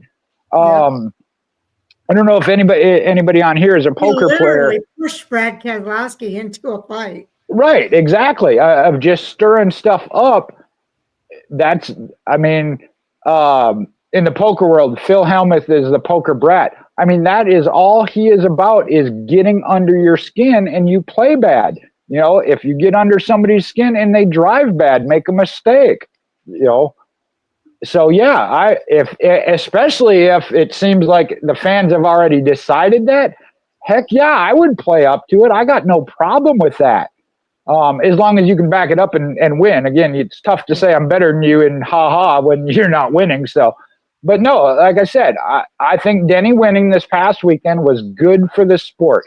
Whether that's your favorite driver or not, I think it is good for the sport. And the whole, number 11 against the world flag. Again, I thought it worked well for him, and I got no problem with that. And like I said, I know some people didn't like that I beat your favorite driver. His own dad didn't think that was appropriate. I did. I thought it was good response. If you're going to boo me and I come back with that, now that might play into the WWE aspect of the promos they cut back and forth. I don't know, but I was more than okay with that. Well, and I know a lot of fans came back and said, our favorite driver beat you this week. So, yeah, fans are playing into that. So, I'm not the biggest fan of Denny Hamlin either. Sometimes I think he's just in need of attention or something. He's just trying to get the buzz going, I think, is all he's really trying to do, similar to what you're talking about with Kevin Harvick. Kevin Harvick was a promoter. Kevin Harvick knew how to get the buzz going. They came up with the fire suit with Delana Harvick that one year and sold a bunch of fire suits. So Denny Hamlin, I don't know. There's just something about Denny Hamlin. I think he's gotten better. He's gotten a little bit emotionally mature. I think there was a time when I felt that Denny Hamlin just didn't have emotional maturity, and was just saying things, and sometimes he wasn't backing it up, and I didn't really care for what he had to say. Just be quiet and race. Okay. I agree. He has talent. I respect his talent. I don't always respect his mouth. And I do think that he's gotten a little bit better. I noticed this year he hasn't been on his platform and giving us all his opinions about this and that and the other thing. But I like Denny Hamlin better when he's quiet. I'll put it that way. I don't always think he comes up with the smartest ideas and everything. But you're right. A lot of it is for promotion and getting people talking and that sort of thing. And I get that. But I just don't think he's always been on the mark. So Kevin Harvick, I think, I don't always like some of the things that Kevin Harvick did either, like pushing Brad Keselowski into the fray. I didn't agree with that. I thought that was pretty. If you want to fight, get in there and fight yourself. Don't push somebody else into the fight. But sometimes I just think they miss the mark with it sometimes. But I understand it's promotional kind of stuff and getting people's tongues wagging and all of that. Chris, what are your thoughts? I mean, y'all both hit it. He has a podcast. He's very vocal. He has a lawsuit against NASCAR right now with his team. The number 11 against the world can mean in so many infractions in his life and career right now. He had a nasty public breakup. Some people call him Two-Finger Denny, and I'm not trying to get a laugh out of that. That's literally an honest nickname for some terrible remarks that were made public between him and his fiance or wife now. So when they had split up. So I think that with all that, Denny knows that the media attention is what he needs. There's credibility in media attention. So there's a reason why when the news comes on every single night, by the third story, it has something to do with the president of the United States. And for 4 years where that president wasn't the president, he was still somewhere in the first 3 points of the headlines. Denny uses that to his advantage. And coming off this win, we're not talking about the year drought that Denny had from being in victory lane. We're talking about some dumb poster, some flag that he had held up in victory lane.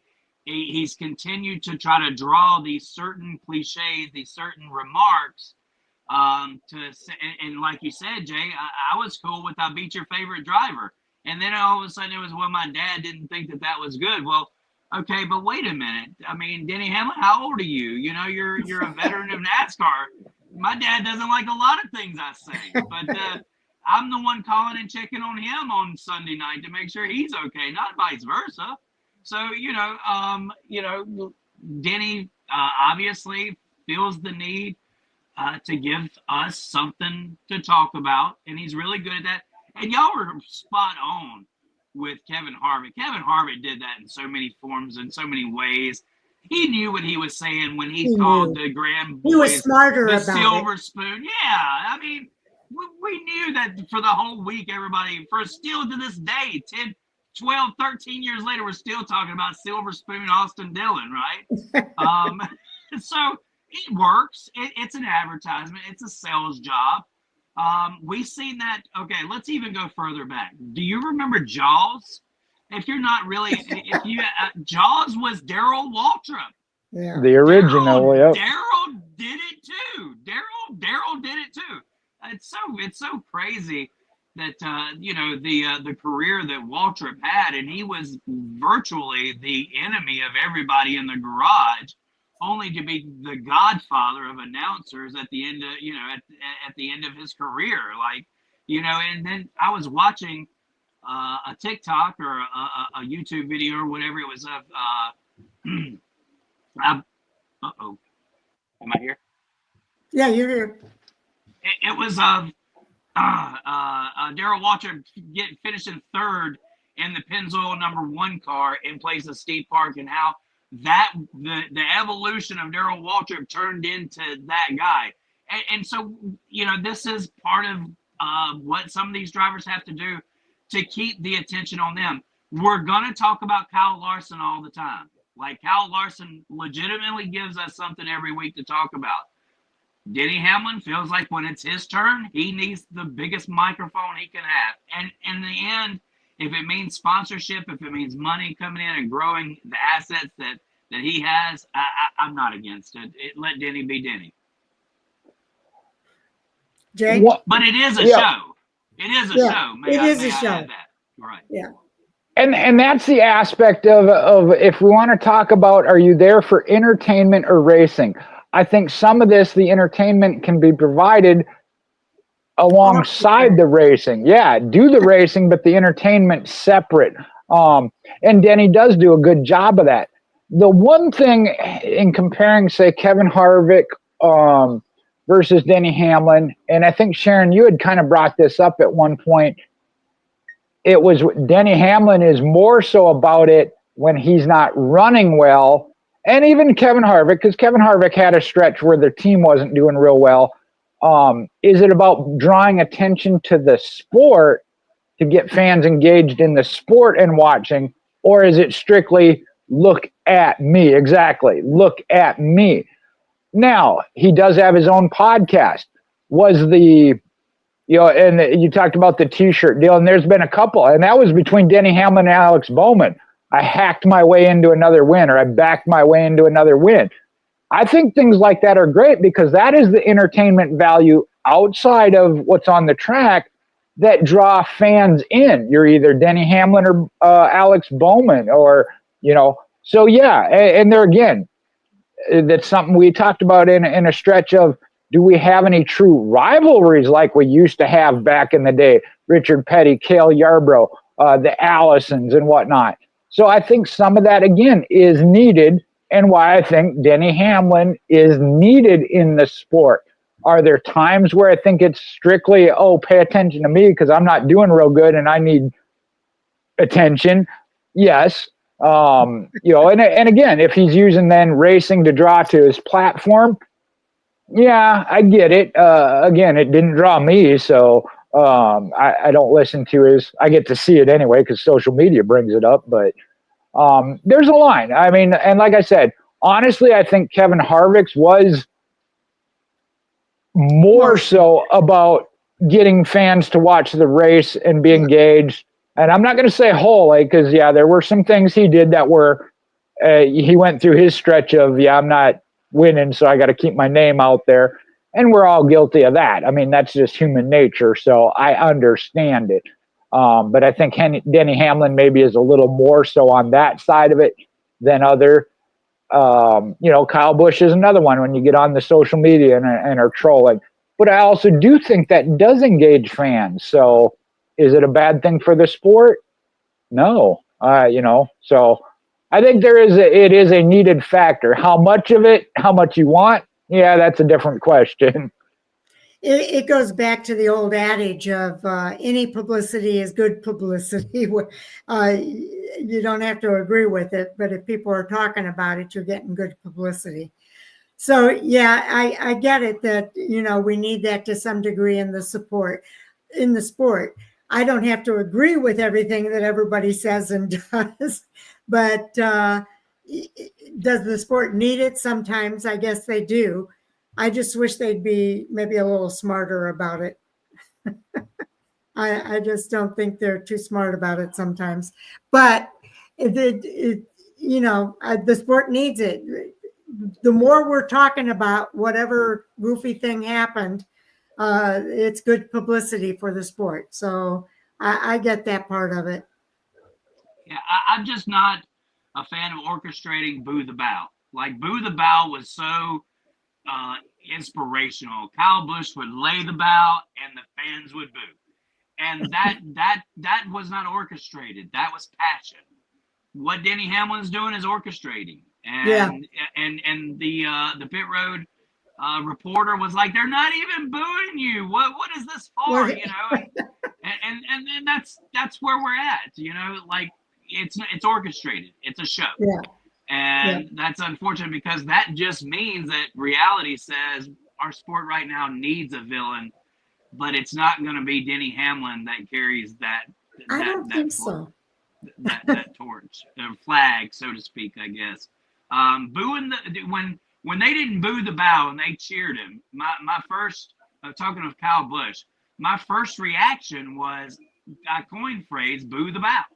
Like, why didn't the fans boo the bow, right? And because that we were finally in that latter stage of Kyle Busch's career where those of us who've pulled against him for years upon years want to see him do well with some kind of ending to his fairy tale career. And it's been, almost terrible for 2 years. The last year watching Jimmy Johnson and have the return to NASCAR and all the failures and the mess ups, for him to finish third or whatever it was in the Daytona 500, like that's the Jimmy Johnson we want to remember. So if I could give it any advice to Jimmy, step away now. So that's how we remember you, a third place at your last Daytona 500. Like that's great. That's how I want these guys remembered. And maybe Denny Hamlin knows with the long burnout that maybe this is it. Maybe this could be, is he already thinking this could be the last one? This could be it for me. And he did it in front of his own fans. Yes. Yeah. All good points. One thing there of it, and I'll go back to the wrestling, you have the heel, which is the bad guy, and the face, which is the good guy. And Denny Hamlin really wants to be the bad guy. As you mentioned, Chris, you actually heard him cheering there. Part of that goes to that, and I think every driver goes through it to a certain degree of that. You talked about Darrell Waltrip, Dale Earnhardt, Kyle Busch, that you go from if you're an aggressive or top always winning driver most of the time. I don't know that I've seen a whole lot against Kyle Larson, who's been winning, but whatever. He's the villain. Yeah, but he's not. Villain. But he's not, and it's because dirt track fans are fascinated with this guy. He's the dirt track Jesus, and that's most true. Dirt guys will fight me and punch me in the face the moment I want to say something bad about Kyle Larson. But he is the villain, and somehow or another in this weird complex of COVID and everything that happened after that, and his dominance in the dirt tracks and proving to the world that he's capable and to be one of the best drivers in the world. Literally last week, y'all had me praising a guy that I villainized on my own show, and so I've got some people that are saying, Chris, you're a hypocrite, but reality is, to me, Kyle Larson is the villain, and given time, NASCAR fans will get tired of it. The next 20 wins from Larson are going to come with more resistance from the fans than ever the first 20. So we will have a villain. We're just going to have to forget that this guy's the greatest race car driver of all time and just be tired of him stinking the shows up all See, I don't. It's the Jimmy Johnson fatigue. I'm sorry, Jay. Jimmy Johnson fatigue took place when he was winning all the championships. And I like Jimmy Johnson, but I had Jimmy Johnson fatigue. I was tired of seeing Jimmy Johnson win all those races and win all the champions. I wanted to see somebody else win that championship. So it'll be Kyle Larson fatigue as well. I'm sorry, Jay, go ahead. No, that's all right. But the thing I don't understand is that's not true with everybody, because I don't think we've seen that with Kyle Larson. I'm not sure we will. I'm not sure we will, honestly. I don't care how many races or championships Chase Elliott wins, Dale Earnhardt Jr. I just don't think you would see that from certain ones. So there again, I don't understand fans of why, it's an individualistic thing. But going back to that though, like I said, of Denny Hamlin was in that stretch. What did we say? I said earlier, 31 races that he hadn't won. So, yeah, the fans were kind of behind him. Hey, it's good to see you win again. and whatnot. And he just wants to know, I want to go back to being the villain. Like I said, it's almost like he wants the people to be against him. Versus, and Chris hit on it. You know, Kyle Busch bowed and they booed. He was like, oh, okay. Versus Denny Hamlin is doing something, trying to get booed. So that's why I say I think it's he wants to be the villain, and it isn't him anymore. You know, so he's not getting the attention. I don't know. That's just my perspective on that. But I do think it is needed, but I agree with Chris. It's got to come naturally, not be orchestrated. Yeah. You know, the WWE, that's orchestrated. They tell you, you're the bad guy, you're the good guy, go do your thing and act it out. And I think Denny Hamlin's trying to do that, and it just didn't go over because they weren't. I mean, again, all you got to do is go out and wreck Chase Elliott, and it'll happen like that again. But, you know, not that I'm encouraging that. Sorry, I was there at that Martinsville race, and yeah, it happened on the spot, let me tell you. Somehow they villainized Ross Chastain, and they're working on Carson Hocevar. So, I mean, I'm not sure. And Ross Chastain should be everybody's favorite driver, considering he actually did work his way up through the ranks. He put in the dues. He was a grassroots racer. He's the child of a watermelon farmer. He is the blue collar. And yet we villainized Ross Chastain over the last couple of years. And I think in the end, it's really, he should be, he should be the face of NASCAR instead. Yeah. Since he roughed up a Hendrick driver, a couple of Hendrick drivers, he's the worst driver in the whole world. Well, Rick Hendrick called him out. Yeah. Yeah, but I agree about Ross Chastain. I think he can be aggressive sometimes. I'm not denying that. And I don't like over aggressiveness. But what he did with that Hail Melon took my breath away. And that was an aggressive move. And we've had Ross Chastain on our show many, many times, right, Jay? We have. I know that was. I think it was on once. Yeah. Yeah, during his JD Motorsports days, he was on our show, and we've watched him. You know, I respect what he's done. There was a time when he was racing every single race in the Truck Series, in the Xfinity Series, and the Cup Series. Talk about a busy schedule. He was encouraged to do that. I think JD, Johnny Davis, encouraged him to leave JD Motorsports and reach out because he felt he had that talent and could do really well. And I respect what Ross Chastain has done and everything. I do think that he gets villainized sometimes unfairly. I agree with you on that. And I do think that he does cross the line on occasion. I thought the thing with him and Denny Hamlin was just ridiculous. I just wanted to. That Sharon, like you, that goes back to my point. It depends.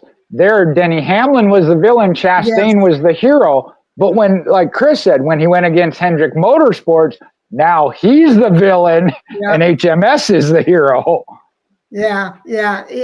So it goes both ways, I guess. But I just think that it depends on the driver, like you guys said. It's interesting to see how it plays out. I think I'm getting tired because I'm forgetting my train of thought here. Do we want to move on to something else here?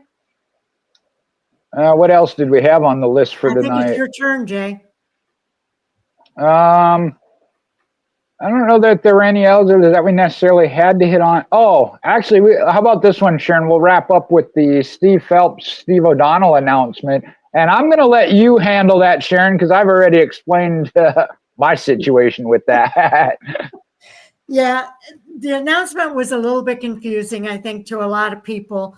What they're saying is that Steve Phelps is going to take on, the way I read it, Steve Phelps is going to take on a very global position within NASCAR and do kind of the same thing that they're asking Steve O'Donnell to do on a more localized version. They're looking for more fan engagement globally. They're looking for more fan engagement in NASCAR's top 3 series. And they're looking for a global presence, which is what Steve Phelps has been kind of tasked with.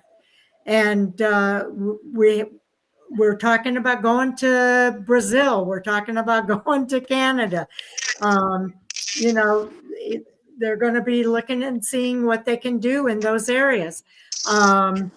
Innovation and what was the other word? I can't remember. Innovation was one of the big keys under O'Donnell's, I think it was.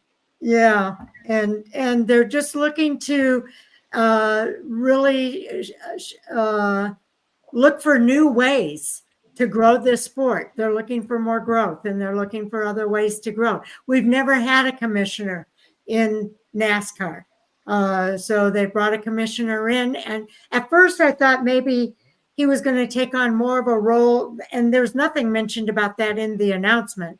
If it was between the lines kind of thing, but more of a role in charter negotiations and what's going to happen with all of that. We don't know how that's going to evolve yet until we see what happens with the lawsuit and the countersuit and all of the things that are going on there. But yeah, it sounds, I think both of them are good choices for all of that. Jim France is still going to be the head guy, the CEO, and, you know, representing the France family. But he's putting people in positions to take care of the day-to-day operations. Steve O'Donnell, they actually say that he's in charge of the day-to-day operations for NASCAR's top 3 series, and he's the next president that's going to be, and we'll see if he's going to be more of the Mike Helton type of president or what kind of president he's going to be. So, but I do see NASCAR evolving. And I said this when we were talking about the lawsuits as well, that I think that Michael Jordan is looking for NASCAR to evolve much more quickly than what they're ready to evolve. This shows me that NASCAR is evolving and will continually evolve. It's something that is never going to have a beginning. It's never going to have an end. It's an evolution. And this is just the next step of that evolution. So we'll see where it takes us. Chris? It's very interesting that you brought up that point, Sharon, and that's, I was writing something down because what I don't think people are really seeing is the inside here of what a commissioner by definition is. Major League Baseball, Rob Manfred, he's the commissioner of baseball. Did you read the announcement? Did you read the press release, Chris? No, I did not. And okay. I'm going to tell you right now that I am 86 times out of 100 against Jim France. And I think that Jim France has a series, it's IMSA, and he's slowly trying to turn NASCAR into IMSA. They have a world stage with sports cars. NASCAR, you know, they gave us a carrot, right? They gave us a return to North Wilkesboro. They've talked about returning to Rockingham. We're at Nashville Speedway, right? Why did we go back to these places? Because we were leaving the grassroots race fan, right? And now all of a sudden we're putting a guy in position for global reasonings. Nobody, I don't want NASCAR. It doesn't mean NASCAR, though. It well, could be an entirely new series. It could be. It could very well be. And that's something that I think when you're talking about a commissioner, every commissioner that I've ever known, whether it be Roger Goodell, Rob Manfred, David Stern, who's passed away, I guess is Adam Silver now, they are representations of the team. And what does the team have? The team has the players union that they have to battle against. So basically the commissioner keeps everything in line with the team owners and what they want versus what the MLBPA wants or the NFLPA wants. the Players Association. So what I'm seeing here is a restructuring of how business is done, because we are moving to, instead of having charter systems, NASCAR is going to somehow or another get out of this lawsuit that they're in, and they're going to completely abolish the charter system and allow team owners to buy into NASCAR, which will either create a drivers union so that that it's similar portrayed to other leagues. I don't know why we would go to a playoff system and all these other things and not adapt the drivers union, right, with the team ownership and all. So just being able to call him a commissioner of NASCAR leads me to believe that this is something that we are only seeing the beginning parts of, and could very well be played into where teams become part of ownership into NASCAR, and that is their main staple into the longevity, basically a franchise type system.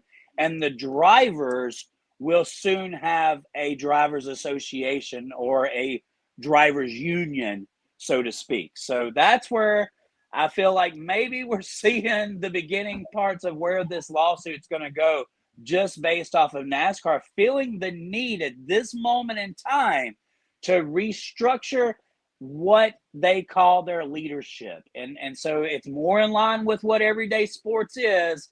I may be out there on the limb. I know I'm kooky at times, but we're running out of time. So I'm going to turn it over to you, Jay. Jay, before you say anything, I do want to just mention, we read the press release earlier today, and nowhere in the press release does it mention anything about the teams and charter systems or any of that. Right, Jay? No, it does not directly, to the best of my knowledge, and I'm kind of scanning over it now as well, not directly mention it, no. Yeah. So I think that there's some speculation going on here about what the commissioner is based on other sports.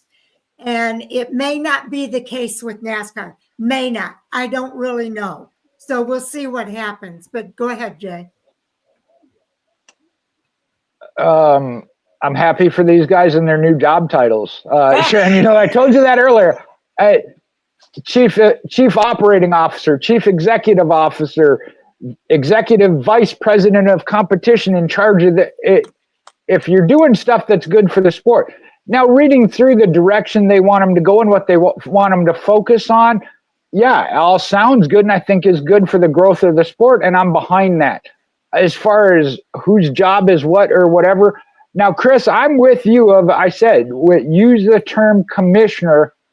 I said that normally that is then an ambassador. Anything that happens, you're the poster out front guy to take it, and you want a very You're working well-mannered and somebody that can take the heat if it's that case, which a lot of times it is, but also then is normally involved in the battles between the Players Association and the owners and that mediator. So I can get on track where you're saying that may be what's coming, but it does not specifically address that. But that does, to me, I agree that the use of the term commissioner, but is also, like I said, that ambassador or representative, especially when you're going to talk about somebody that's going to go and try and do overseas or something. I'm just not knowledgeable as far as the business aspect. Like I said, the titles and initials and whatever else that go with it, that means nothing to me and explains nothing to me. But I am happy for them. It is a promotion or a new job. And I think both of them, I feel, are good for the sport and have done good things. So I have faith that they will in whatever their new role is. Like I said, it meant nothing. Lead announcer for, whatever and this and that, Chris, I'm like, all right, he's an announcer, I mean, he's an executive. He's got a role. He does. Sweeper. What's that? Chief executive sweeper. Yeah, I mean, what's your job? Do Clean this. All right. Right. But no, I think both of them are great. And like I said, as a whole, if they're putting people in position to accomplish certain things, I have faith they'll do it. Because I've liked what they've done with the sport so far. I did not realize it says Phelps has been in for 20 seasons. But it's been in different roles. And like I said, he got to where he's at. I'm happy for him. And I look forward to what they bring to the sport. Okay. Yeah, I like I say, I just think that there might be a little bit of speculation. When I read the press release, Phelps in particular, because it is a new role, it does say currently in his 20th season in NASCAR, Phelps will lead all functions of the sport with a specific focus on strategic growth and international expansion, while continuing to work directly with the NASCAR owners, Jim France and Lisa France Kennedy. Commissioner Phelps will work across the NASCAR ecosystem to provide value to all stakeholders while increasing global fan engagement.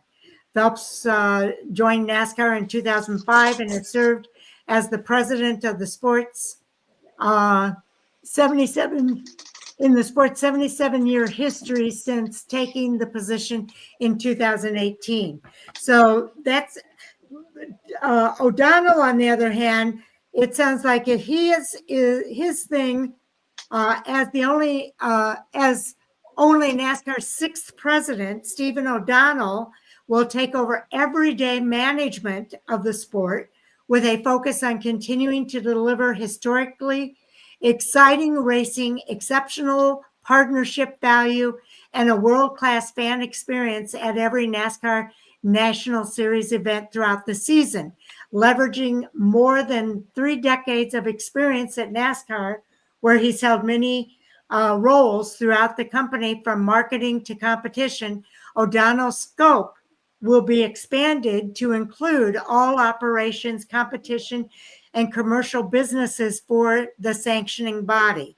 So I don't really, unless you speculate in between the lines there, I don't really see where they specifically are talking about the charter systems or anything like that. It might very well be, but it's not clearly stated in here. So I think we have to kind of see how it plays out, I guess, to see if it does include that. Somebody's got to be in charge of that, that's for sure. So we'll see what happens. Honestly, it sounds like an episode of Succession where a family runs a business and they don't want certain other family members to take control of it. So they create positions underneath because they don't want their children or their grandchildren to actually have control of the company. And that's, if anybody's watched Succession, I 10 out of 10, it was a great series on HBO Max, and it really kind of goes into the power of people when they have a certain power or certain control of a very valuable thing, how they are terrified of it being put into the wrong hands. And so with that, based off of the script that you're reading from, what it sounds like is Jim France has decided to step away from day-to-day operations and actually put it into the hands of leadership. And that could be a good thing. It could be a sign of a few things. But most of all, the fact that he's willing to relinquish the power trip is a sign of moving forward with NASCAR. I'm just not all for all this global stuff and all that and whatnot, because I believe that stock car racing, you can't really find oval tracks globally. And so any place that we go globally is probably going to be a road course race, and stock car racing is not road course racing. Those are two different forms of racing.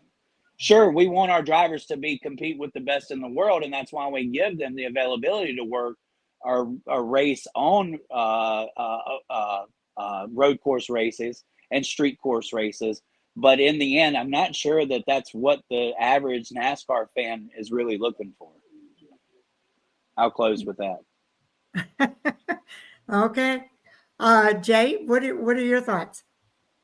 I'd like to close with I am happy for Steve O'Donnell and Steve Phelps and the new initials and job titles they have, and I hope they do the best they can with whatever their job is. It's not my job to know what their job is.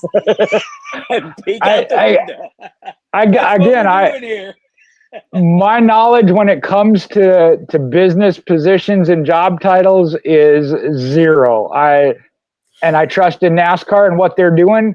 I like to see the racing on the track, so I'm happy.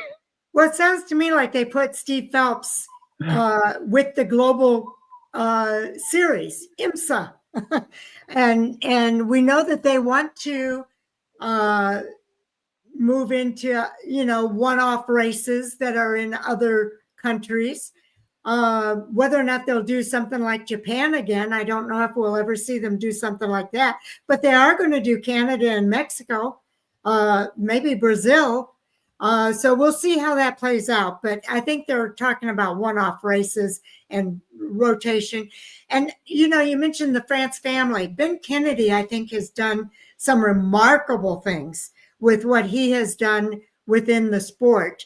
And I'm really impressed with him. He came into the sport. He raced in this sport. He knows what it is to be a racer in the sport. And if they were, maybe he's not ready for those kind of positions yet in this sport. But I think someday he might be ready if he wants it. But maybe he's just not ready yet. So I do think that Ben Kennedy has a future within the sport and for his family business. And I think based on what I've seen so far, I think he's done some pretty remarkable things. Yes.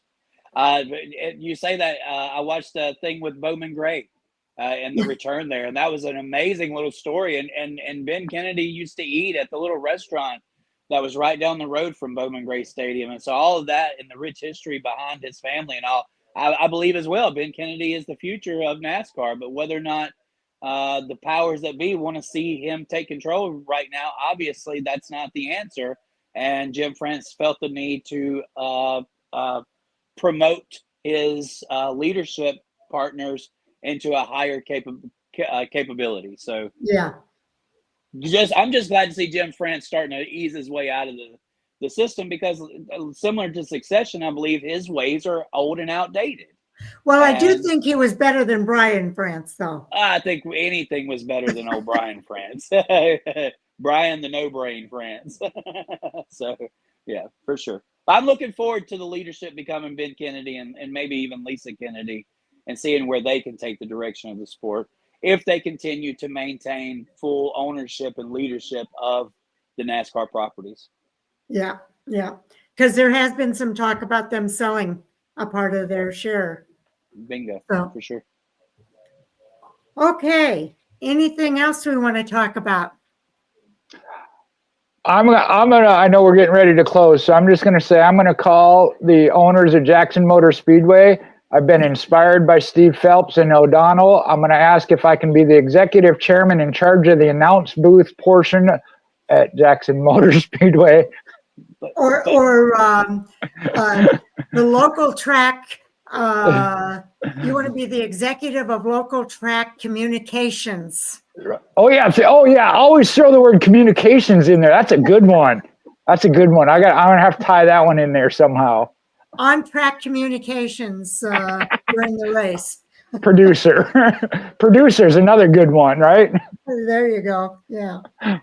Okay. So the only other one that I think we have on the list here is, well, there were a lot of other dust ups at the track at Martinsville, but I don't think we want to get into that. But Racer acquires MAV TV, creating a diverse motorsports media platform. Any thoughts? Quick thoughts on that? Sharon, I was going to say, yeah, it better be quick. We are at the 2-hour mark already. Yeah. Oh, that's right. Well, we did go live though tonight, so okay. It's be okay. All right. You want to go first on that one, Jay? Okay, which one? I'm sorry, which one? Oh, the quick thoughts on Racer acquiring MAV TV. Again, you were just talking about Ben Kennedy having a driver produce something versus jokingly here, really, but realistically, executive producer. You kind of need that mix. So I think it's good that there's going to be some influence from a driver as to what to focus on, but you also need then the creative or producer side of it from that side, because a driver may not, and I won't say won't, but may not.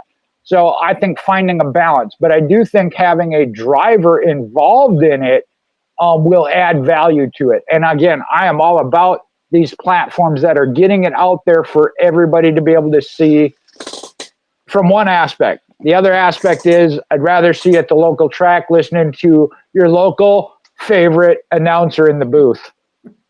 Go ahead, Chris. I mean, if it's racing, I'm for it, right? And if it's exposure to racing, I'm for it. I turn it on to Tubu, whatever it is, just to watch, a race from 2 or 3 years ago, right? Because it offers me that when I need it.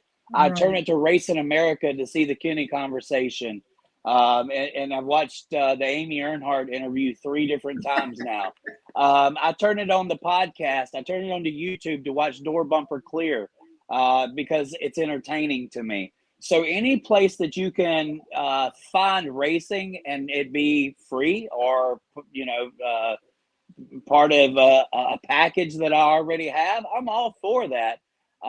I think they're a little late to the game because MAV TV was really great when they had Lucas Oil, and now that's a Flow Racing thing. So I think they're a little bit late to the ball game, but let's see what type of programming they can bring. There's plenty of cool podcasts out there. Look at the Kevin Harvick, man, the happy hour, right? I mean, that's where we're at now. We have the Winston, the Winners. What was it? Winners, right? That was the Neil Bonnet show.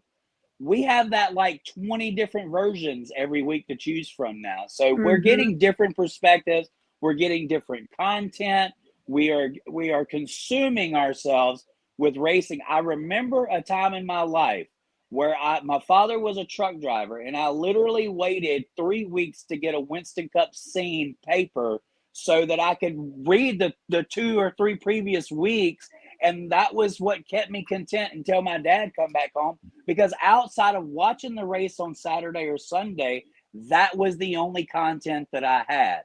And now we have the availability to turn it on to YouTube or to turn it on to Tubi, to turn it on to Speed Sport TV or the Racing of America, and we can watch content that we want to watch. We don't have to watch sappy old soap operas. We can literally watch the Kenny conversation in the middle of the afternoon. Yeah. We've got our own soap opera going on every day. Exactly. I love it. Yeah. But, it's an evolution. And for me, it sounds like it's going to be a good thing. I kind of want to wait it out and see what happens and see what they do to make it a diverse motorsports media platform. And see how that plays out. MAV TV right now, it's available on like Roku TV. They've got MAV TV Select, so you can see some of the MAV TV content there. But on other platforms, you've got to pay for MAV TV if you want to see the content that's on there. And wasn't there? It seems to me like I remember hearing MAV TV and Flow Racing were joining forces together at some point. Didn't we hear that, Jay? Yeah, I don't know what the extent of that full partnership was, if it was a temporary thing or just a occasional joint effort on certain things. I don't remember. They did work together. And that ties into Chris's statement about Lucas Oil. MAV TV, when it was reaching its peak, maybe didn't take the next step. And I really want to joke about maybe not having the right executive titled positions, people in positions, but that maybe they missed their window to really be truly successful and be the go-to platform. I don't know. So it sounds like new leadership was needed. Go ahead, Chris. I was at Magnolia Motor Speedway in 2014 when they launched MAV TV. And that was the first place where they launched it. They had the MAV TV girls there. They were it was a big announcement. They had, just all kinds of creds. This is what we were going to be. And I think that they didn't you know, obviously they had a TV contract with Lucas Oil, and what I believe is Flow Racing actually consumed that contract because MAV TV had basically ran out of money. Of course, their biggest sponsor supplier was Lucas Oil itself. So, you know, that was a big partnership for those two. So it was kind of just like a merger. And since they owned the title rights to Lucas Oil Racing, you had to have the MAV TV emblem over on the side, even though it was progressively coming over to Flow Racing. As you said, Jay, I believe that MAV TV missed its mark. They were focused on multiple platforms within the racing community. They had a chance to really make it a dirt track channel, and just it didn't go that way. And they got behind really fast. Look, we went from a stream every now and then and dirt on dirt doing local shows to COVID happened and streaming became the future. It happened by a light switch. So, you know, I think there was several of us, 15, 12 years ago that predicted or seen the moving of the industry, but it really took COVID to make all that happen and to make and that was basically to keep the sport alive. Like, we were racing at racetracks with 0 fans, and we were watching at home from TV. And to hear, you know, I worked for Rodney Wing. We had the Street Stock Nationals in 2020, and there was 7,000 people there. So, wow. So, you know, that's the reason why there were so many people there at that time, is because we had literally nothing to do. And so racing really brought America back, right? I don't know. Exactly. That was the first sport, the American sport, that went back to business. And they did lead the way, yes. In all reality, without the streaming and without racing making that decision that we've got a show to put on, we'll race the next week after somebody passes away. We're not going to let COVID keep us down. They use streaming as the outlet. Now streaming is the future. Now streaming has its stronghold on the racing community. And unfortunately, MAV TV just missed the mark. Yeah, yeah. And, you know, if you remember when they first started streaming, they were streaming drivers doing computer racing, sim racing from their home. Right. That's how it started. They were streaming the drivers racing from their home sim racer. Right. So it's really interesting. And then they decided to go to the track, even though the fans weren't there. They had the drivers there, and they had their COVID protocols at the track. It was really fascinating because NASCAR did lead the way with that. And there again, Sharon, you and I have had this multiple times. I'm not a big fan of the streaming. It's not how I want to intake it. Again, first is be at the track. Second would be watch it on TV, not on my tiny little phone. But I understand, as Chris has said, it is the future. It is what's coming. You know, we've seen it at NASCAR now. They're going to get their feet wet this year with what is it, Amazon? I believe, yes, right? Amazon Prime. Yeah, Amazon Prime. You know, I may miss those 5 races. I don't have Amazon. I may miss those 5 races or have to wait for a month for my NASCAR scene to show up and tell me what happened over the past month that I've missed. They're doing practice and qualifying on Prime now. Wait a minute. Yeah. Are you telling me you still order through eBay? I don't shop online. You don't shop online? No. I don't shop, period. How do you get your milk? Go to the grocery store. How do you get your clothes? Go to the clothing store. How did you buy your car? Went to the car store. You're weird. Thank you. I pay my bills online. I just don't pay my bills, period. I just don't pay my bills, period. I have my Roku. I have my Roku streaming stuff, and I stream everything. May I suggest you Walmart Plus and Amazon Prime? It's a life changer. You never have to leave home. Yeah, all right. Go ahead, Chris. Suggest it. No, thank you. I mean, I could get my coffee creamer here in 2 hours. I know, it's amazing, isn't it? I can order This in the guy. morning and it's Look here at by this the guy. afternoon. He's Yeah. so far behind. Yeah. What is that dial-up you're using? Yeah. What's your point? I love you. That's Jay. okay. That's okay. Everybody kicking. has No their own kicking. path. No picture. Sharon, you're in charge. You better wrap this up and make the statement we're still friends, because I don't know if Chris and I are. No, I'm just kidding. I got no problem admitting it. Yeah, that streaming is not my thing. My Well, I nephew, think- when we're somewhere watching the basketball games or whatever, yeah, I'm like, no, I'll find something else to do. Well, let me do this. I will come out with our banner that There we says, go. "Thank you for watching. We hope you enjoy the program as much as we enjoy doing the program," because I think we had a pretty good time on the show here tonight. Oh yeah. Get some Amazon Prime, my brother. Jeez. It's like $7 the first time you use it. I'm gonna get texts and Facebook messages from Chris for the rest of the week now, aren't I? I mean, I'll get it back by a pigeon or a typewriter. So what's the point? Okay. And watch for more coming soon. We did all of the reviews for the Cup Series, the Xfinity Series, and the Truck Series from Martinsville tonight. We also did an interview with Patrick Staropoli, who had his debut in the Xfinity Series. I really liked that interview, Jay. It was a great interview. Yeah, you got to watch it.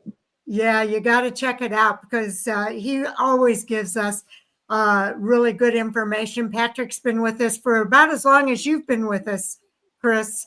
We've had him on as a guest several times throughout his career, and to see him getting these opportunities in the ARCA Menard Series, in the Xfinity Series, and the Truck Series is really quite remarkable. And I don't know if you know Patrick, but he is also a surgical retina specialist, graduated from Harvard, and Wow. has done that. And he tells the story about how he came to that during our interview tonight. He's a third generation race car driver in his family, and his story is pretty fascinating. So I would really encourage everybody to listen to that story and listen to our interview. We don't have it out there yet, but it's coming sometime between tonight and tomorrow, and we will get that out there for fans to hear and get to know Patrick Staropoli. He is a pretty remarkable person. Let's see, what else the previews. We have previews coming up at the end of the week for Darlington. We're racing at Darlington. The ARCA West Series is racing at Tucson Speedway. Sal told us he's going to be at the track this weekend at Tucson. So he'll probably bring us some more interviews. He's talking about getting Trevor Huddleston to come out, and hopefully we'll have an interview with Trevor coming up here soon as well. Sweet. So we've also talked about the possibility of Bill McAnally. We've talked with Bill McAnally over the years as well, big in the ARCA West Series, and now he's got the McAnally Hilgeman Racing in the Truck Series. So it'd be great to catch up with him as well. So we'll see what happens there. But we will be back next Monday night with Hot Topic Sound Off here on Pamper Racing Radio with Chris Crichton and Jay Huseman and myself, Pamper Racing Sharon. So stay tuned for more hot topics coming your way. Thanks, guys. I've had a great time. Yeah, Well, appreciate A lot it, of Sharon. laughs. We've enjoyed having you on the show. So what are you doing this weekend? Let's do that. Go around the horn, and how fans can follow you. Go ahead, Chris.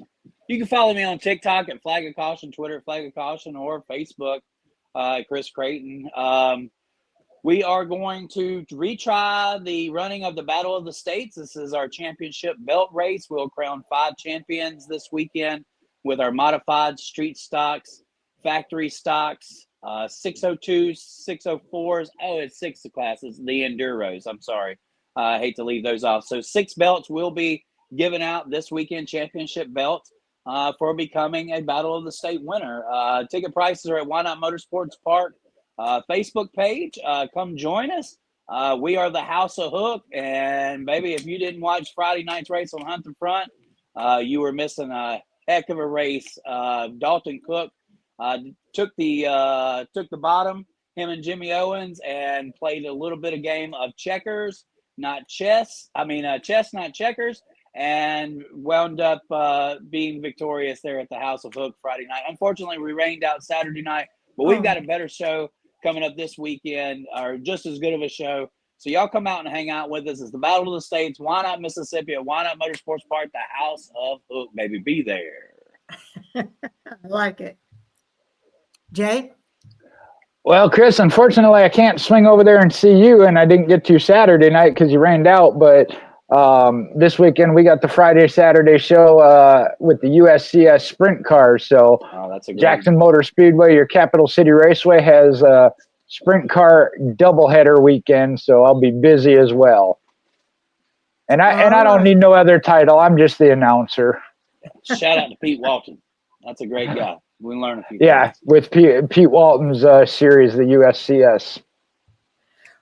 Okay, well, I'm going to be here at home watching the races at Darlington Raceway this weekend, as well as what I can catch on the Tucson race for the ARCA West series. And I always enjoy my weekends of racing and checking out what's going on at the racetrack. So you guys will have to tell us what happened at your racetracks next week. And we'll look forward to our Hot Topic Sound Off at 9 o'clock Eastern, or 9 o'clock Central, 10 o'clock Eastern, and 7 o'clock Pacific time. So with that, I think we're ready to call it a night, guys. All right. Enjoy the week and then the weekend. That's okay. Right. Take care, everybody. Bye-bye.